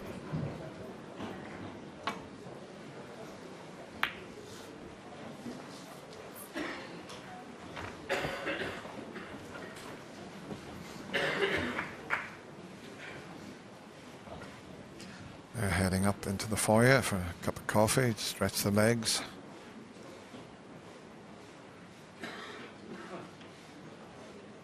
I always find if you're in one of those seats where you can see both tables, it's a bit off-putting because you don't know which match to watch, because you're better off just watching the one, because it's difficult to concentrate on two games at the same time.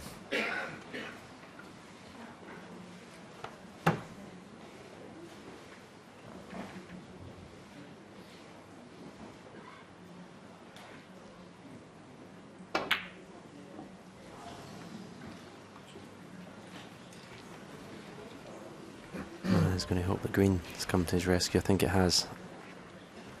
By Ronnie's reaction. Yep, there it is.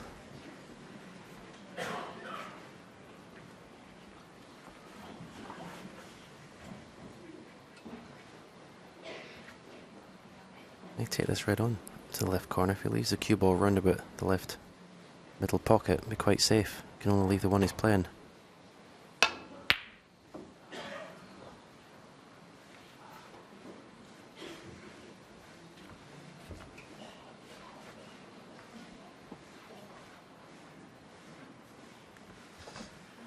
He's having a look to see if he left one up the other end of the table, but he hasn't. But the one that he did play has finished up to the right of the green. I mean, he could possibly take the one. That's the one that Ronnie was glancing at, but he could possibly take the one down the cushion and leave himself on the blue. He might need the rest for that. So it looks as if it's the one to the right of the green. That's his choice.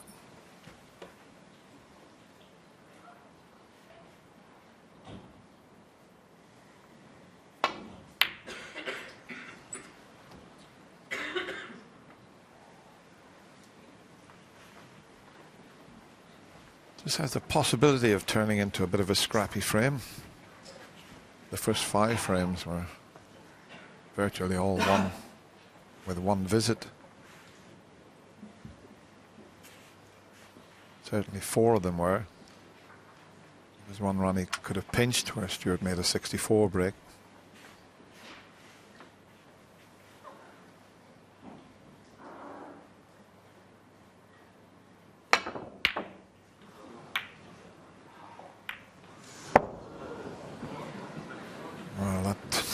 All went wrong. Not often you see Ronnie smile. I mean, it's quite amazing how that finished up where it did. I think what happened, he hit the red into the jaw of the middle pocket. He didn't intend to do that. He just was trying to send the red off the cushion and up into the bunch of reds. But it's amazing what can happen.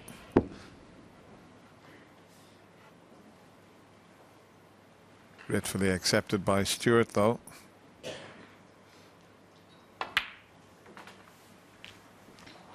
Now, how has he finished on this red?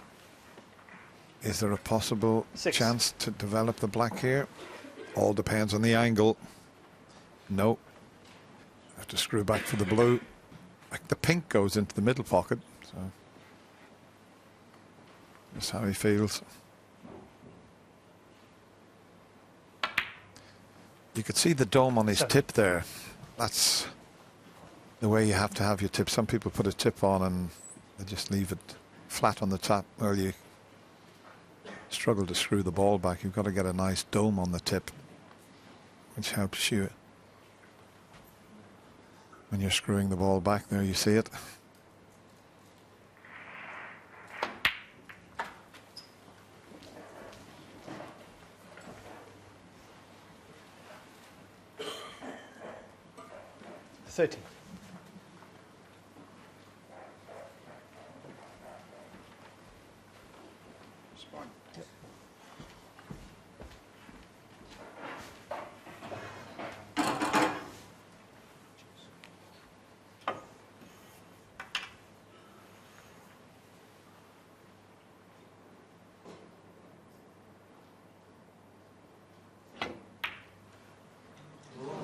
Stewart, what have you done there? That was a little lapse in concentration.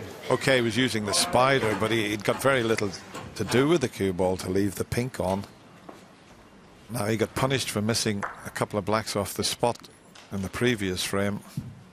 He might get punished again here.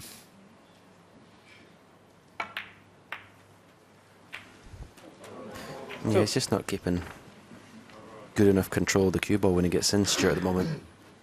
Just leaving himself slightly awkward all the time. Yep.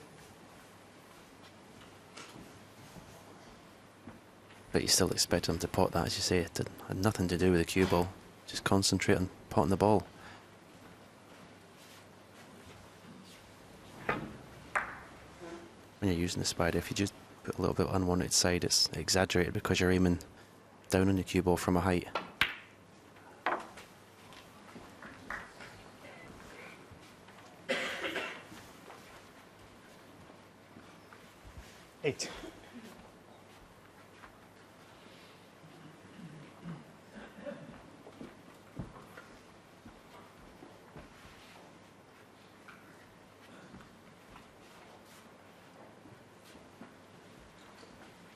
close to this red, but it'll give him better position. Striking down on it slightly. Should be okay. 9. But he's got the pink and he's got 5 or 6 reds around the pink there, so he doesn't have to worry about the black that's tied up at the moment. The white seems to be picking up a few little bits and pieces. He's had it cleaned quite a few times.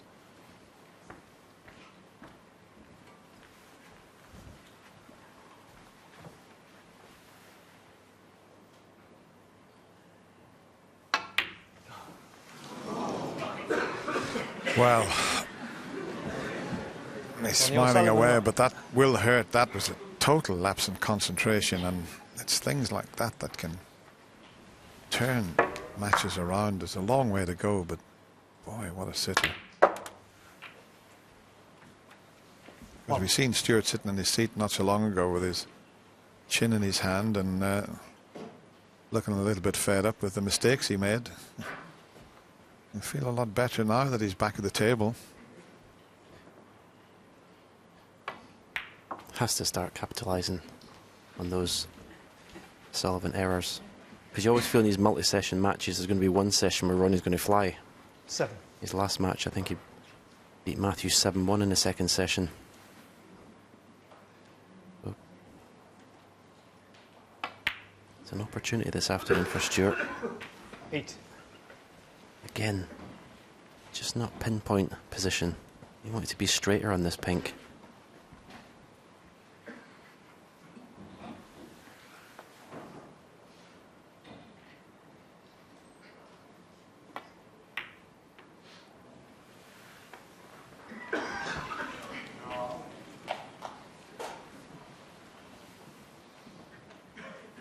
$40.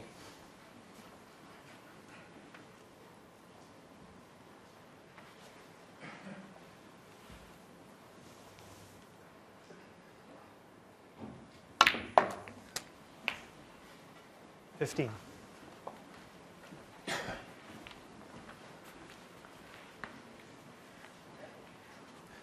The 3 reds to the right of the pink. I think the one open one on its own. We can play a cannon on that one off the pink to leave one to the right corner.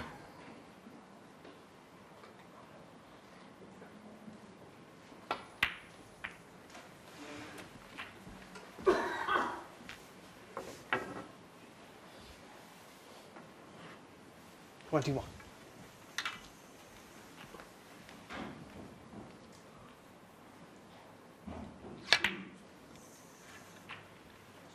$22.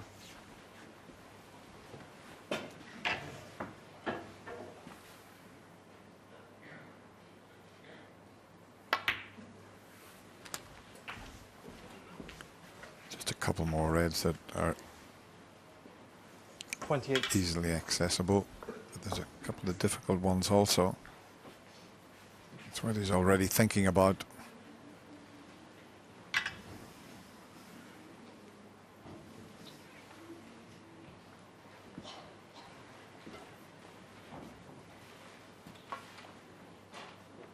Quite easy to get in behind the red that's closest to the right middle pocket in a couple of shots' time, but he's already planning his route.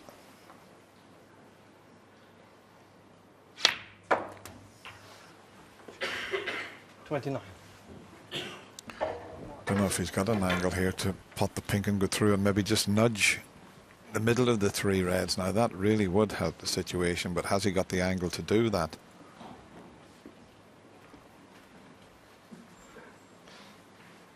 Got a slight angle, so I don't know if he can come over there or cannon the red direct just to develop them. Well, he's just hit it direct. Hasn't really helped it. I don't know if they're a possible plant. No, I don't think they're in line. He's coming around to have a look at it, but I don't think they're in a direct line.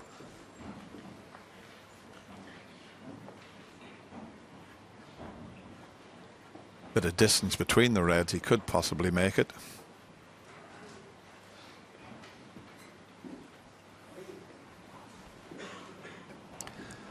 So he's just lining it up as if he was to pot the red with a second red, and then you pick a spot on the cushion and you hit the red onto that.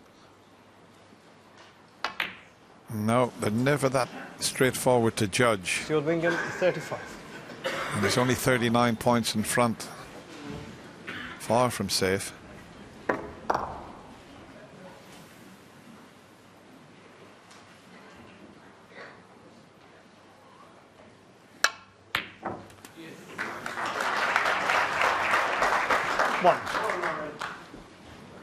Well, he didn't pot that cleanly. That's why he's not on the pink to the middle pocket, as he would have liked. Just watch the red goes in off the left jaw. Oh, there was somebody coming down the stairs. Right, he just says, well, go on then. As that took his focus off the pink. Of course not.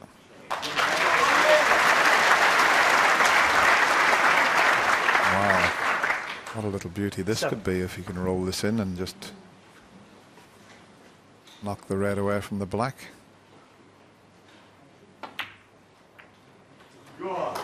Eight.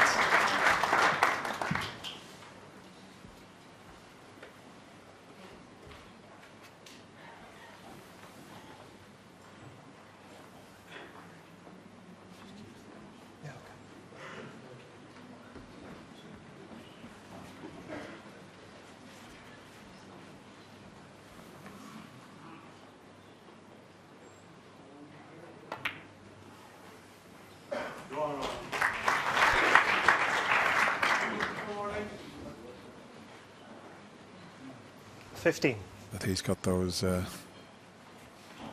reds. Well, one definitely is awkward. Well, it was awkward. 16.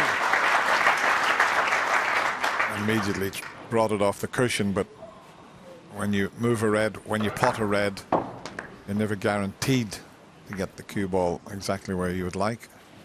So there's quite a bit to do with this. This is a tough pink from the cushion. He knows it. Blue's a much easier pot, but he's going to have a lot more to do with the cue ball to get it round the table here.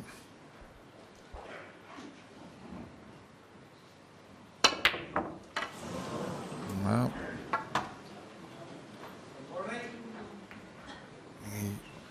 he looked at the pink, and in the end he had to go at the blue, but at that pace they can always be missed.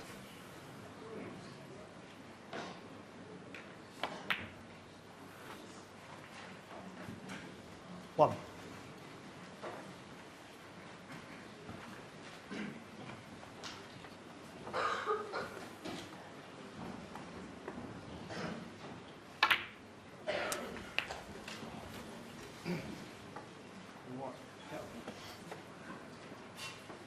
Eight. Quick glance round at the scoreboard. This red would be enough, as you can see, 31 ahead.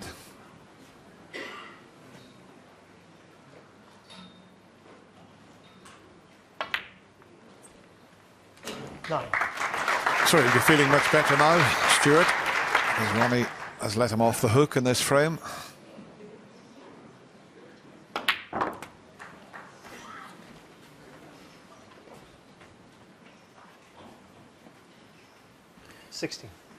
Again, I'd be disappointed not to win it in one score and visit.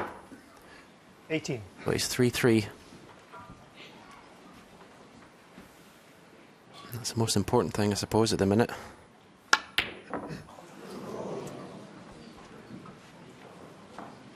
Yeah, Ronnie glancing at the scoreboard, but I think he'll probably stay in his seat. He's thinking about it. Yeah, he signals to the referee. He does concede, and Stuart Bingham, I'm not surprised he's going to go out of the auditorium, but I'll tell you what, he'll be delighted to have levelled the score at 3-all.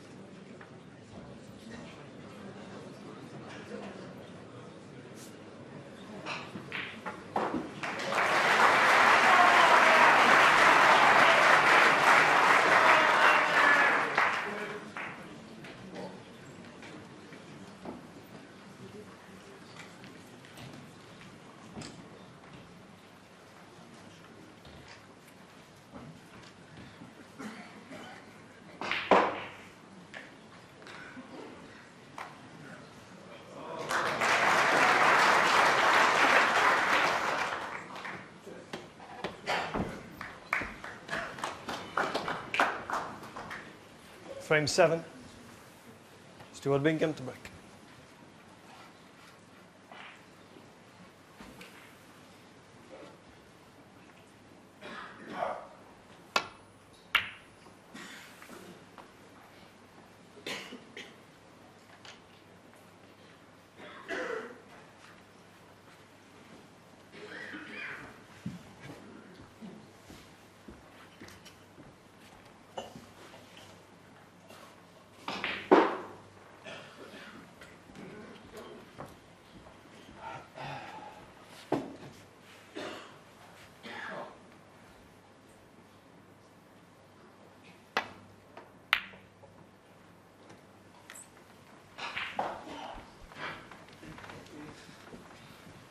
Just doubling the red up the table there. He had no path back down the table.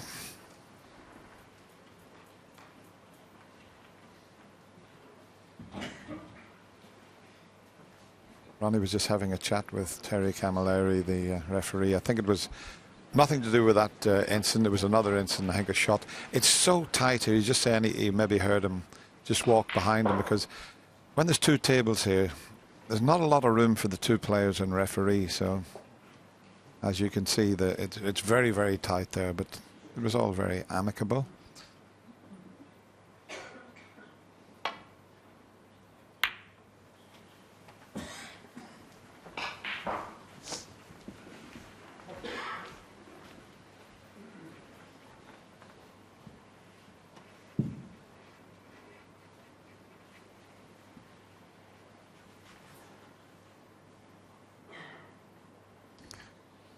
This isn't easy.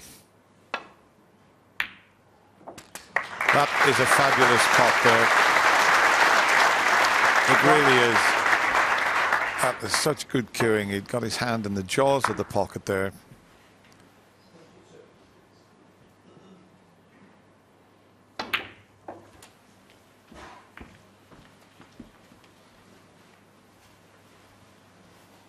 And the black will. Can't spot.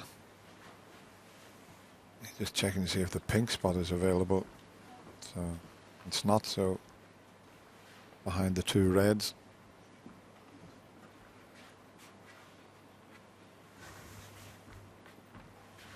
Eight. This will open some up. He's got to be careful he doesn't screw into the left middle pocket here if he hits it hard. No problem there. 9. He stunned into it rather than screwing into it.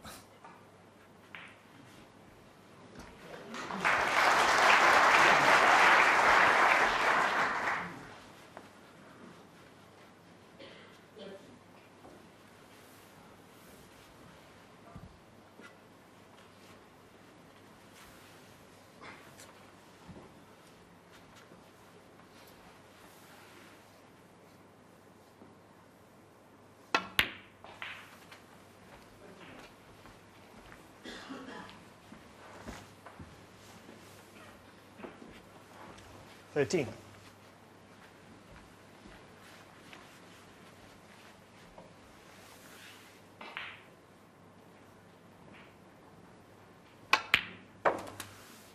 $40.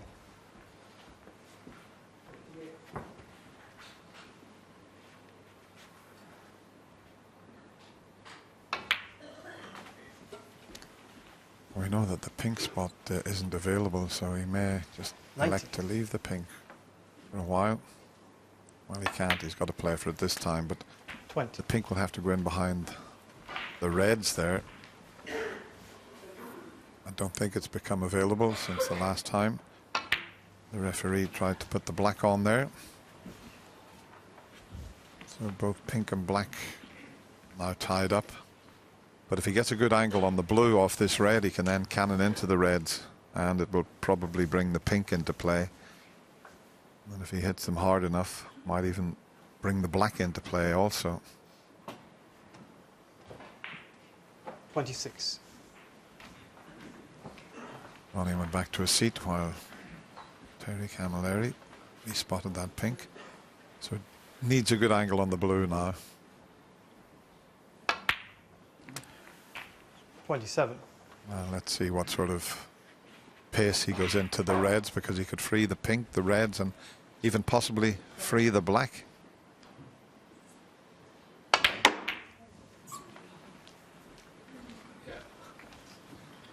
Tell you what, that is very, very unlucky. 32.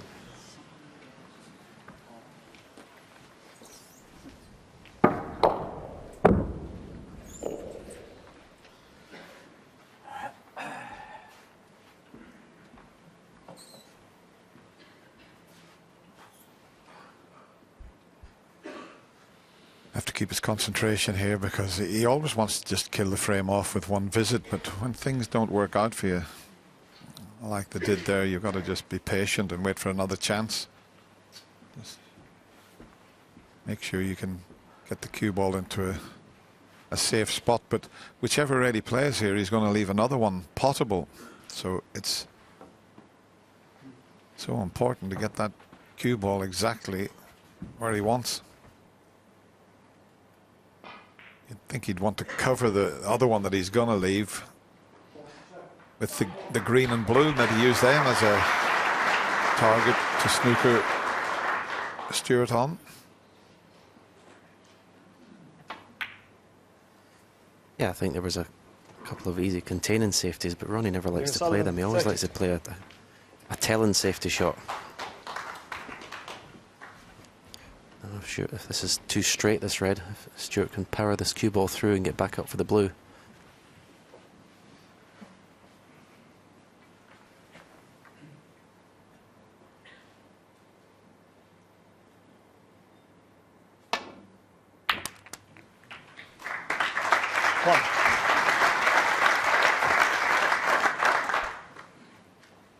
Yeah, that's why I was a little bit surprised that Ronnie didn't try and cover this one. You know. I mean, if it had been dead straight, then Stewart wouldn't have been able to get back up for the blue, as Stephen suggested. Oh.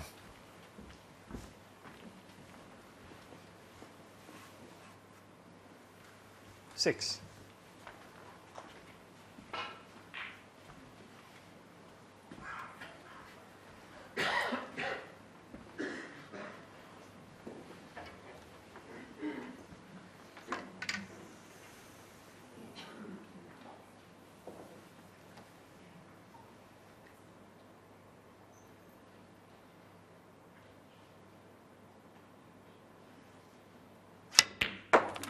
Foul. Oh, he fouled when he pulled the rest away. He was screwing back and he hit the brown with the rest, I think. Schoolboy error. Look, now he's concentrating on screwing back, and look as he pulls the rest to get the rest out of the way. Oh, Stewart.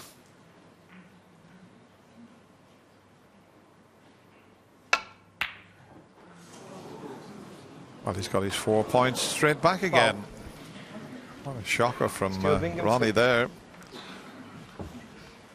So suddenly it's got a little bit scrappy after 5 unbelievable frames.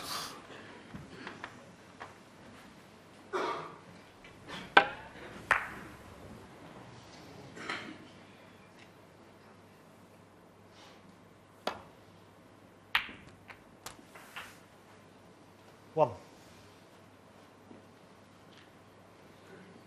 A shake of the head from Stewart. I can only presume he was wanting to come up for the blue.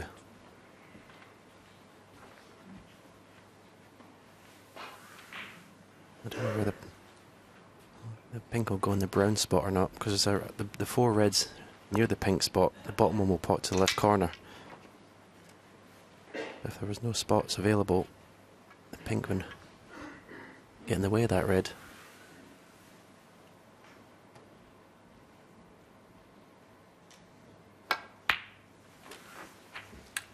Yeah, well, he did knock the brown away when he fouled it, so is there enough room for it? Don't think the situation has changed. Well, maybe it has since we were last trying to get the pink on the spot. Now there is enough room, so that's okay. Every chance he could pot this and screw into the 2 reds, just flick the pink out, and he'd finish on pink or blue if he hit it too hard. Beautifully played.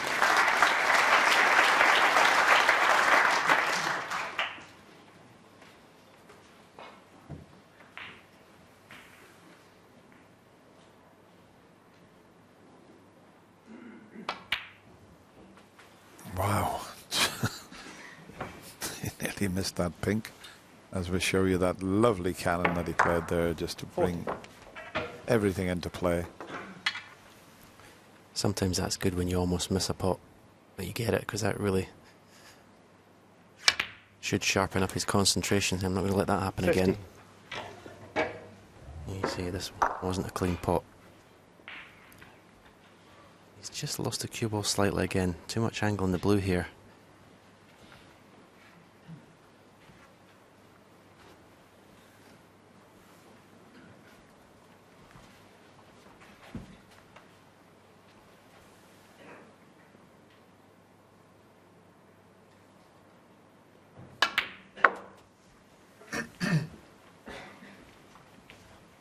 This is a better shot.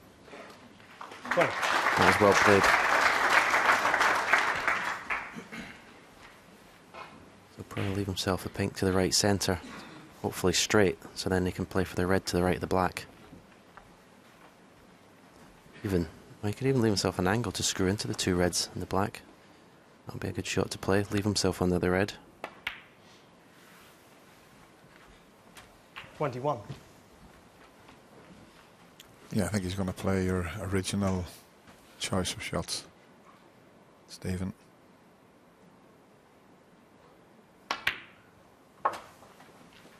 And I'm not sure if the black will be available. If it is, 27. that could be in pretty good shape, but he's going to move them here.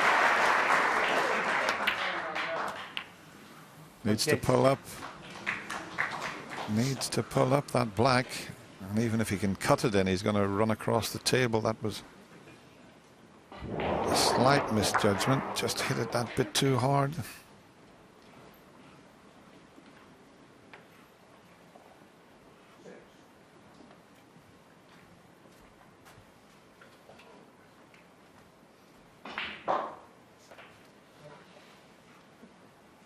As I mentioned, 8 frames in this session. If you can get yourself to 4, you know that you're certainly not going to be behind going into the second session.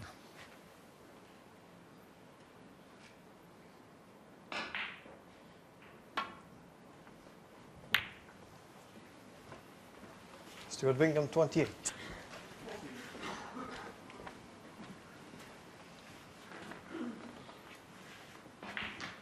There's not much room past that black, is there?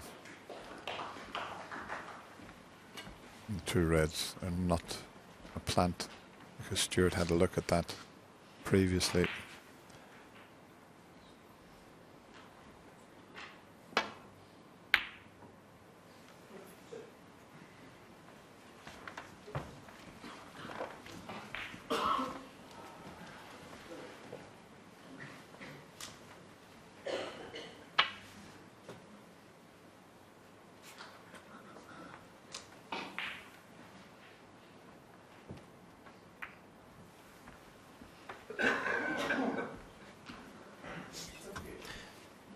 Nice frame to win this. Whoever does. Miss. Stuart Bingham, 4. I thought the red moved there. I thought it did. Let's have another one. Can we have a wee look at it? Let's have a look. Let's see.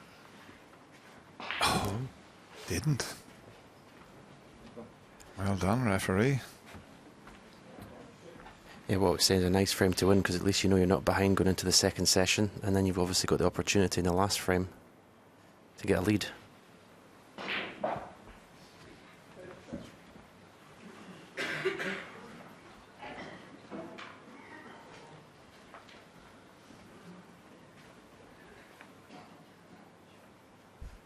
Just an awkward little situation here with the red up the other end of the table.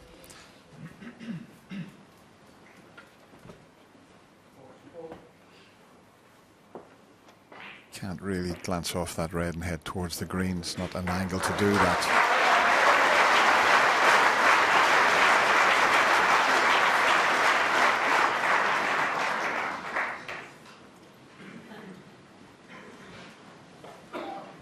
He can get the white club out there, but he couldn't get it to the other side of the middle pocket to snooker him on that red.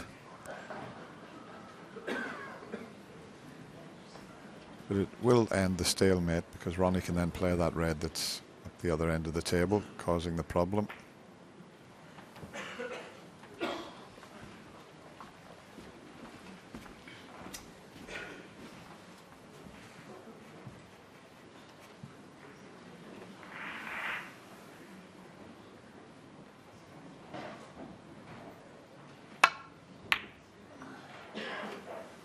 Where's this red going? It wasn't the best shot that Ronnie's ever played. This will cut in.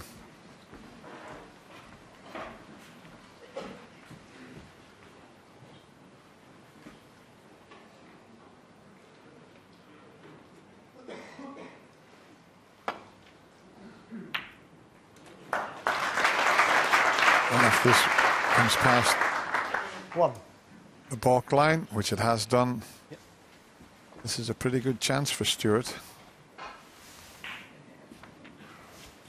I think he got quite a fast bounce off that cushion, but it helped him this time.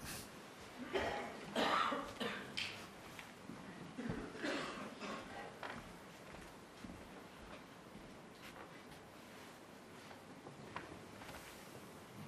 fact, he's taking the black now. He's not going to need that difficult green. He can be at the snooker's required stage 8 by then.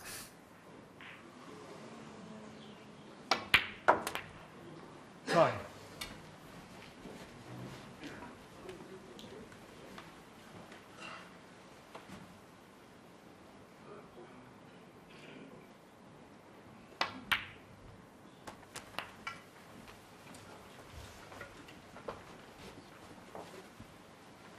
$16.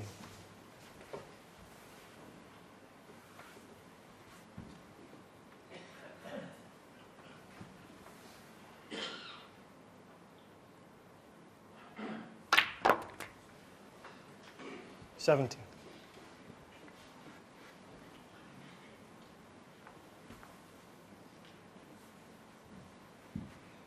Quick glance at the scoreboard just to make sure.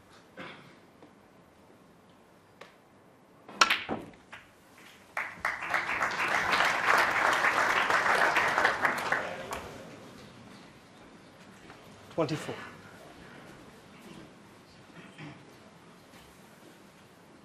Snooker needed yellow to make absolutely certain. Good performance this from Stuart Bingham.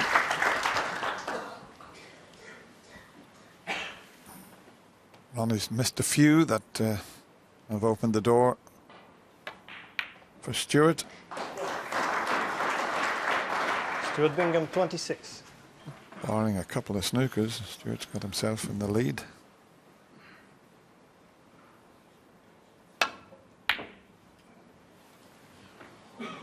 Well, that's one of the snookers that's needed, and it's a pretty good one. I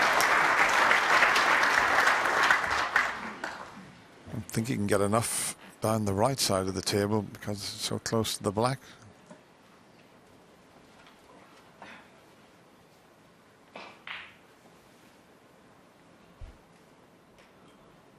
That's the way he's trying to swerve around to get to the green.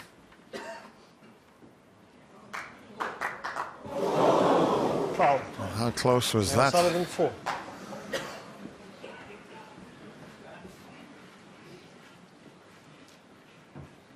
No missed call because he needed a snooker. I wonder, could this be a big frame in this match?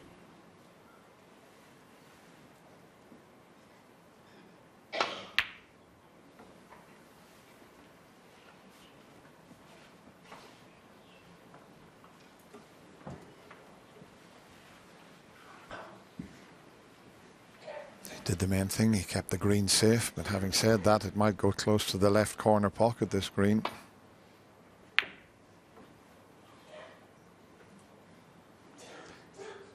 Oh, that's helped the situation. That means the pink and black are a bigger target to get in behind, but I don't know if he can see enough of the green to swing this around the table. It might have to be a very thin one.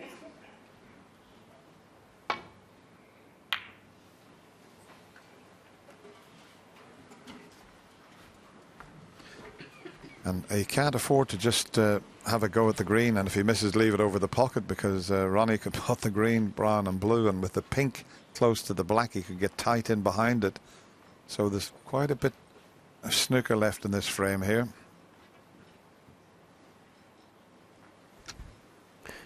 Yeah, I think he's got to play the green twice across, bring the cue ball up and down, try and get snooker himself behind the pink and black. There's that cue ball, needs to pull up, and it has.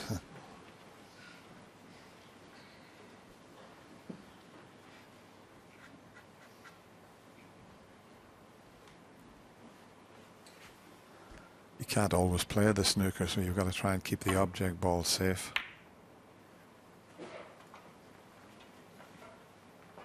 It's a snooker, but it's so easy to hit. Yeah, the important thing that Stuart has to do is, obviously if he can't pot the green, is keep as much distance between green and cue ball as possible.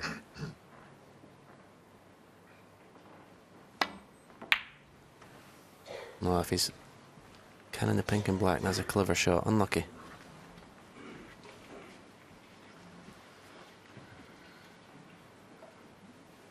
Yeah, Ronnie doesn't want to disturb the pink and black. He's just debating as to whether to maybe... He could play a thin one and get the green in behind that, or he could take the pot on. Oh, that's a shocker from Ronnie. It really is. That, you have to say, makes it highly unlikely now that he'll get the snooker that he needs.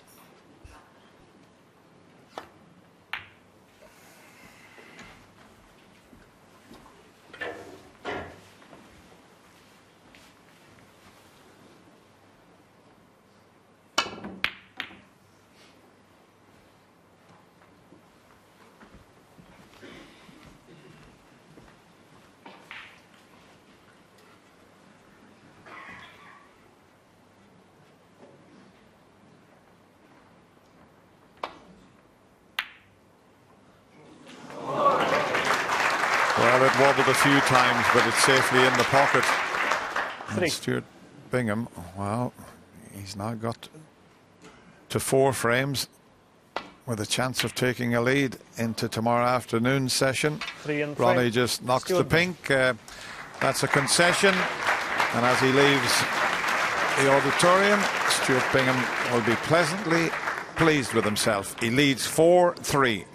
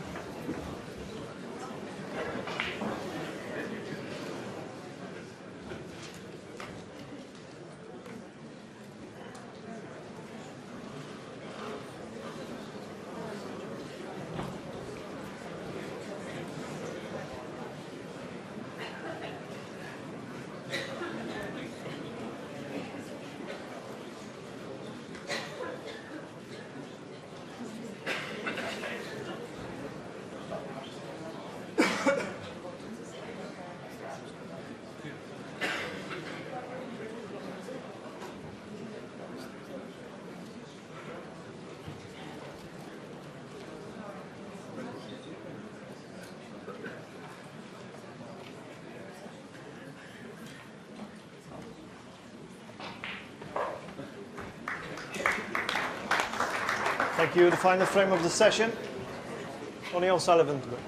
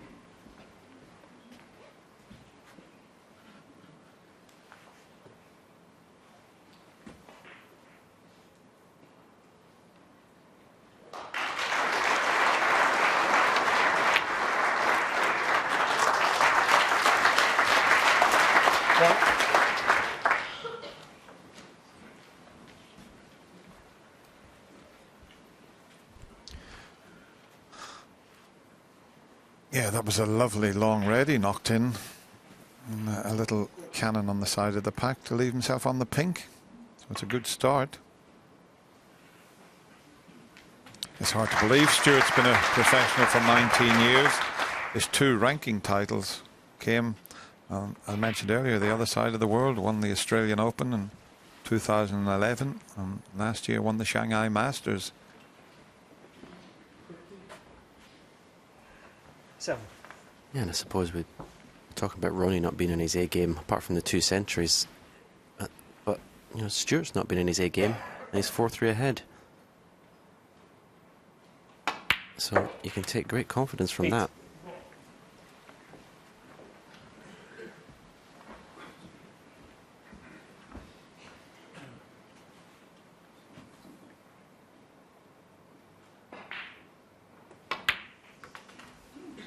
I think the pink might be available into the left corner. Black's out of commission at the moment.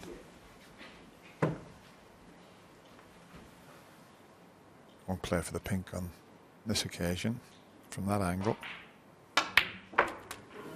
14.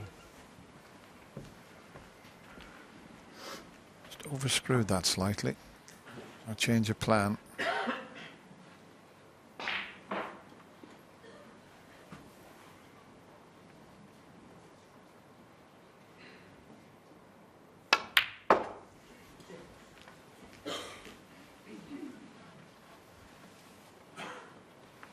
$16.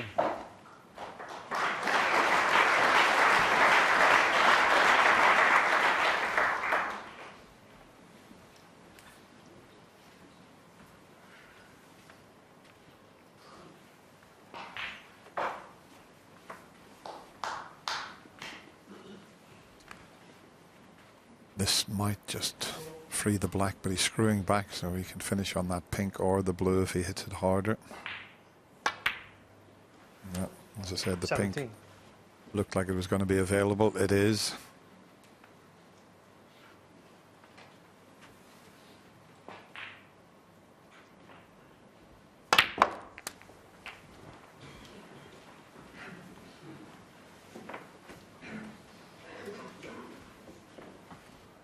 Might not be available this time. But it's going back into a similar spot behind the reds in a direct line. I mean, he's got the perfect angle to get on the blue, but that pink might still be available. It mustn't be touching the red, so I think he's still okay. 26. Just double checking there, Stuart, having a look to make sure that the pink's still on. Clearly it is.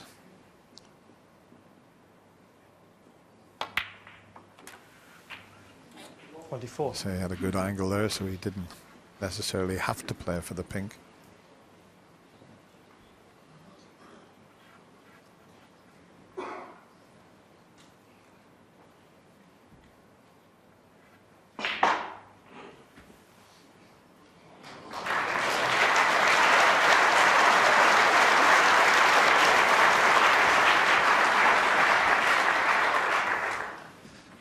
And if he can go on to take this frame, what a performance.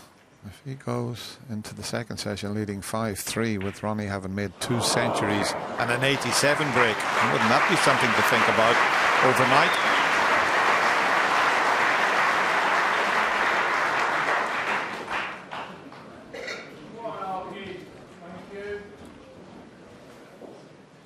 Just checking to see if the black does pot from there. It'll be a very delicate shot to pot this red and just flick the black that's to the left, or the red to the left of the black. So he feels he can see enough of the black. Mind you, that's come off that cushion quite fast, really. Certainly come off faster than it went on. Yeah, that certainly picked up pace there.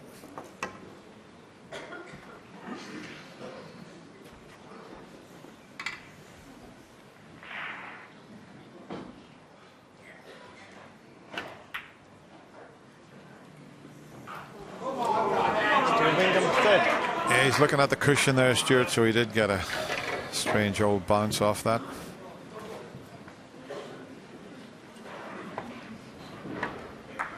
That's made quite a difference. It was a much more difficult black that he was faced with.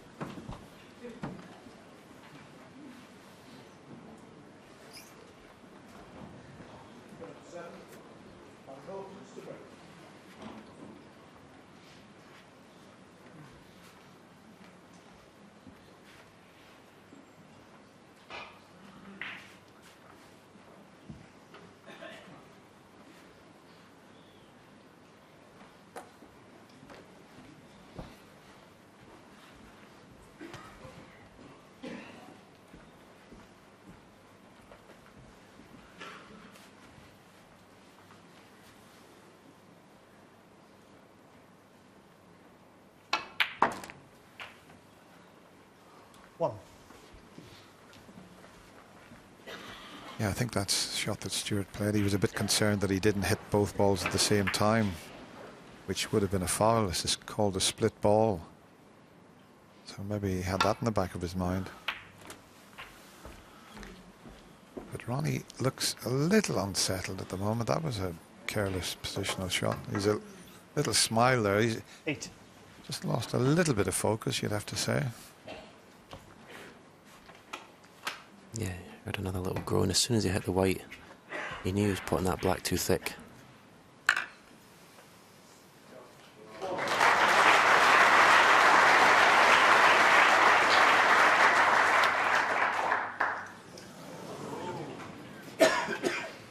O'Sullivan, 8. Definitely since the interval, it's probably the worst 4 frames O'Sullivan's played so far in the championship. Neither player playing their best snooker.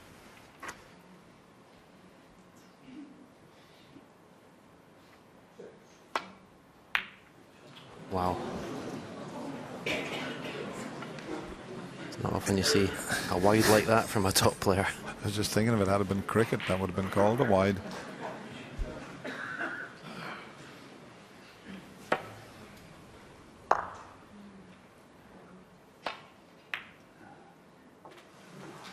One.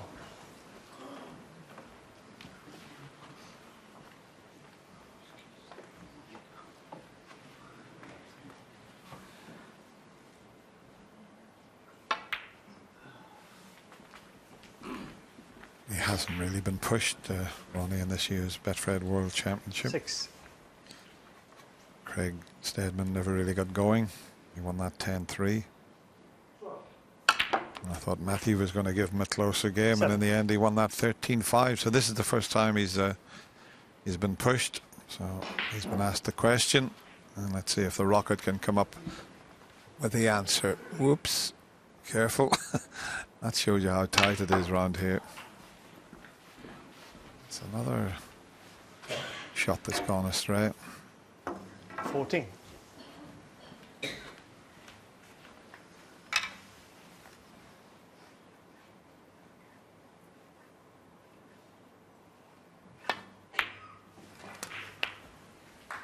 That was a good shot for the rest. Now one good split here, and it could give him a very good chance to level the scores.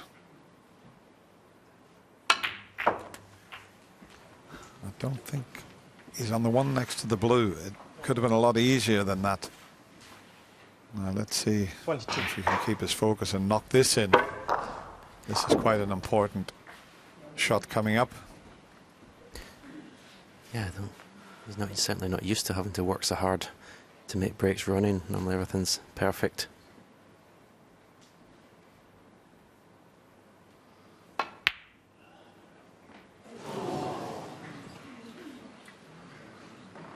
O'Sullivan, 22.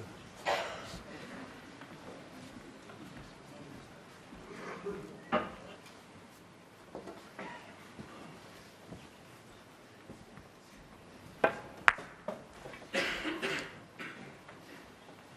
don't think anybody was expecting him to miss that.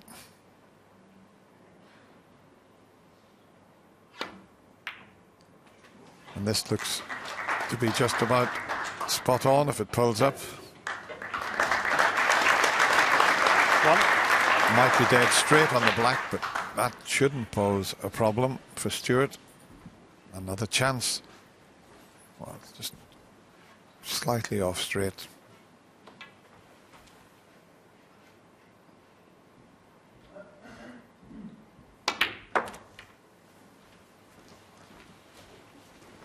There's one to the middle pocket.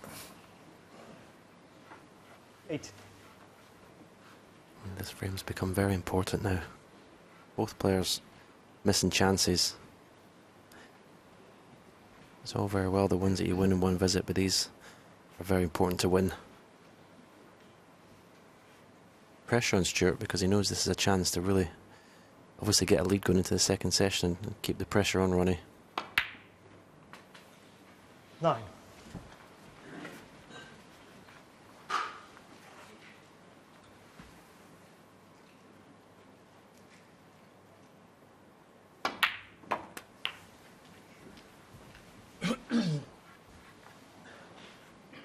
$16.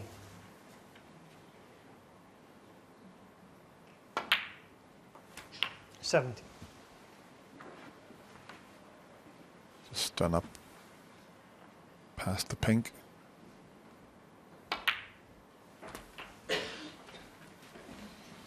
Quick glance at the scoreboard, 24 ahead. So 24. a good performance from Stuart Bingham, it has to be said. Okay. Few mistakes creeping into both players' games, but I mean, I mentioned before, Ronnie has had 2 centuries and an 87, and he's going to be 5-3 behind. Going to make the second session tomorrow afternoon very interesting indeed. Just would have liked this cue ball to travel another 3 or 4 inches. Still should get this. 33. Yeah, and I said before, Stewart hasn't played well, and he's 5-3 up. So he should really take great confidence from that. 36. Yeah, he had 64 break in frame 2, 75 break in frame 3. 41.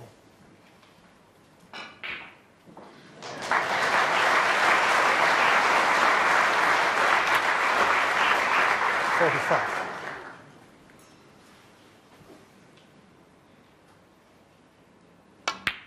And Stuart and his team behind him will enjoy their evening meal and chat about the match and get themselves ready for tomorrow afternoon.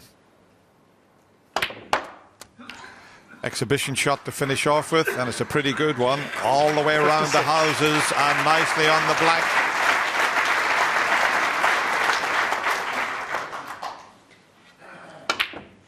And tried a trick shot to finish off with, but Stuart Bingham will be absolutely delighted with this result. He beats Ronnie O'Sullivan in this first session by 5 frames to 3.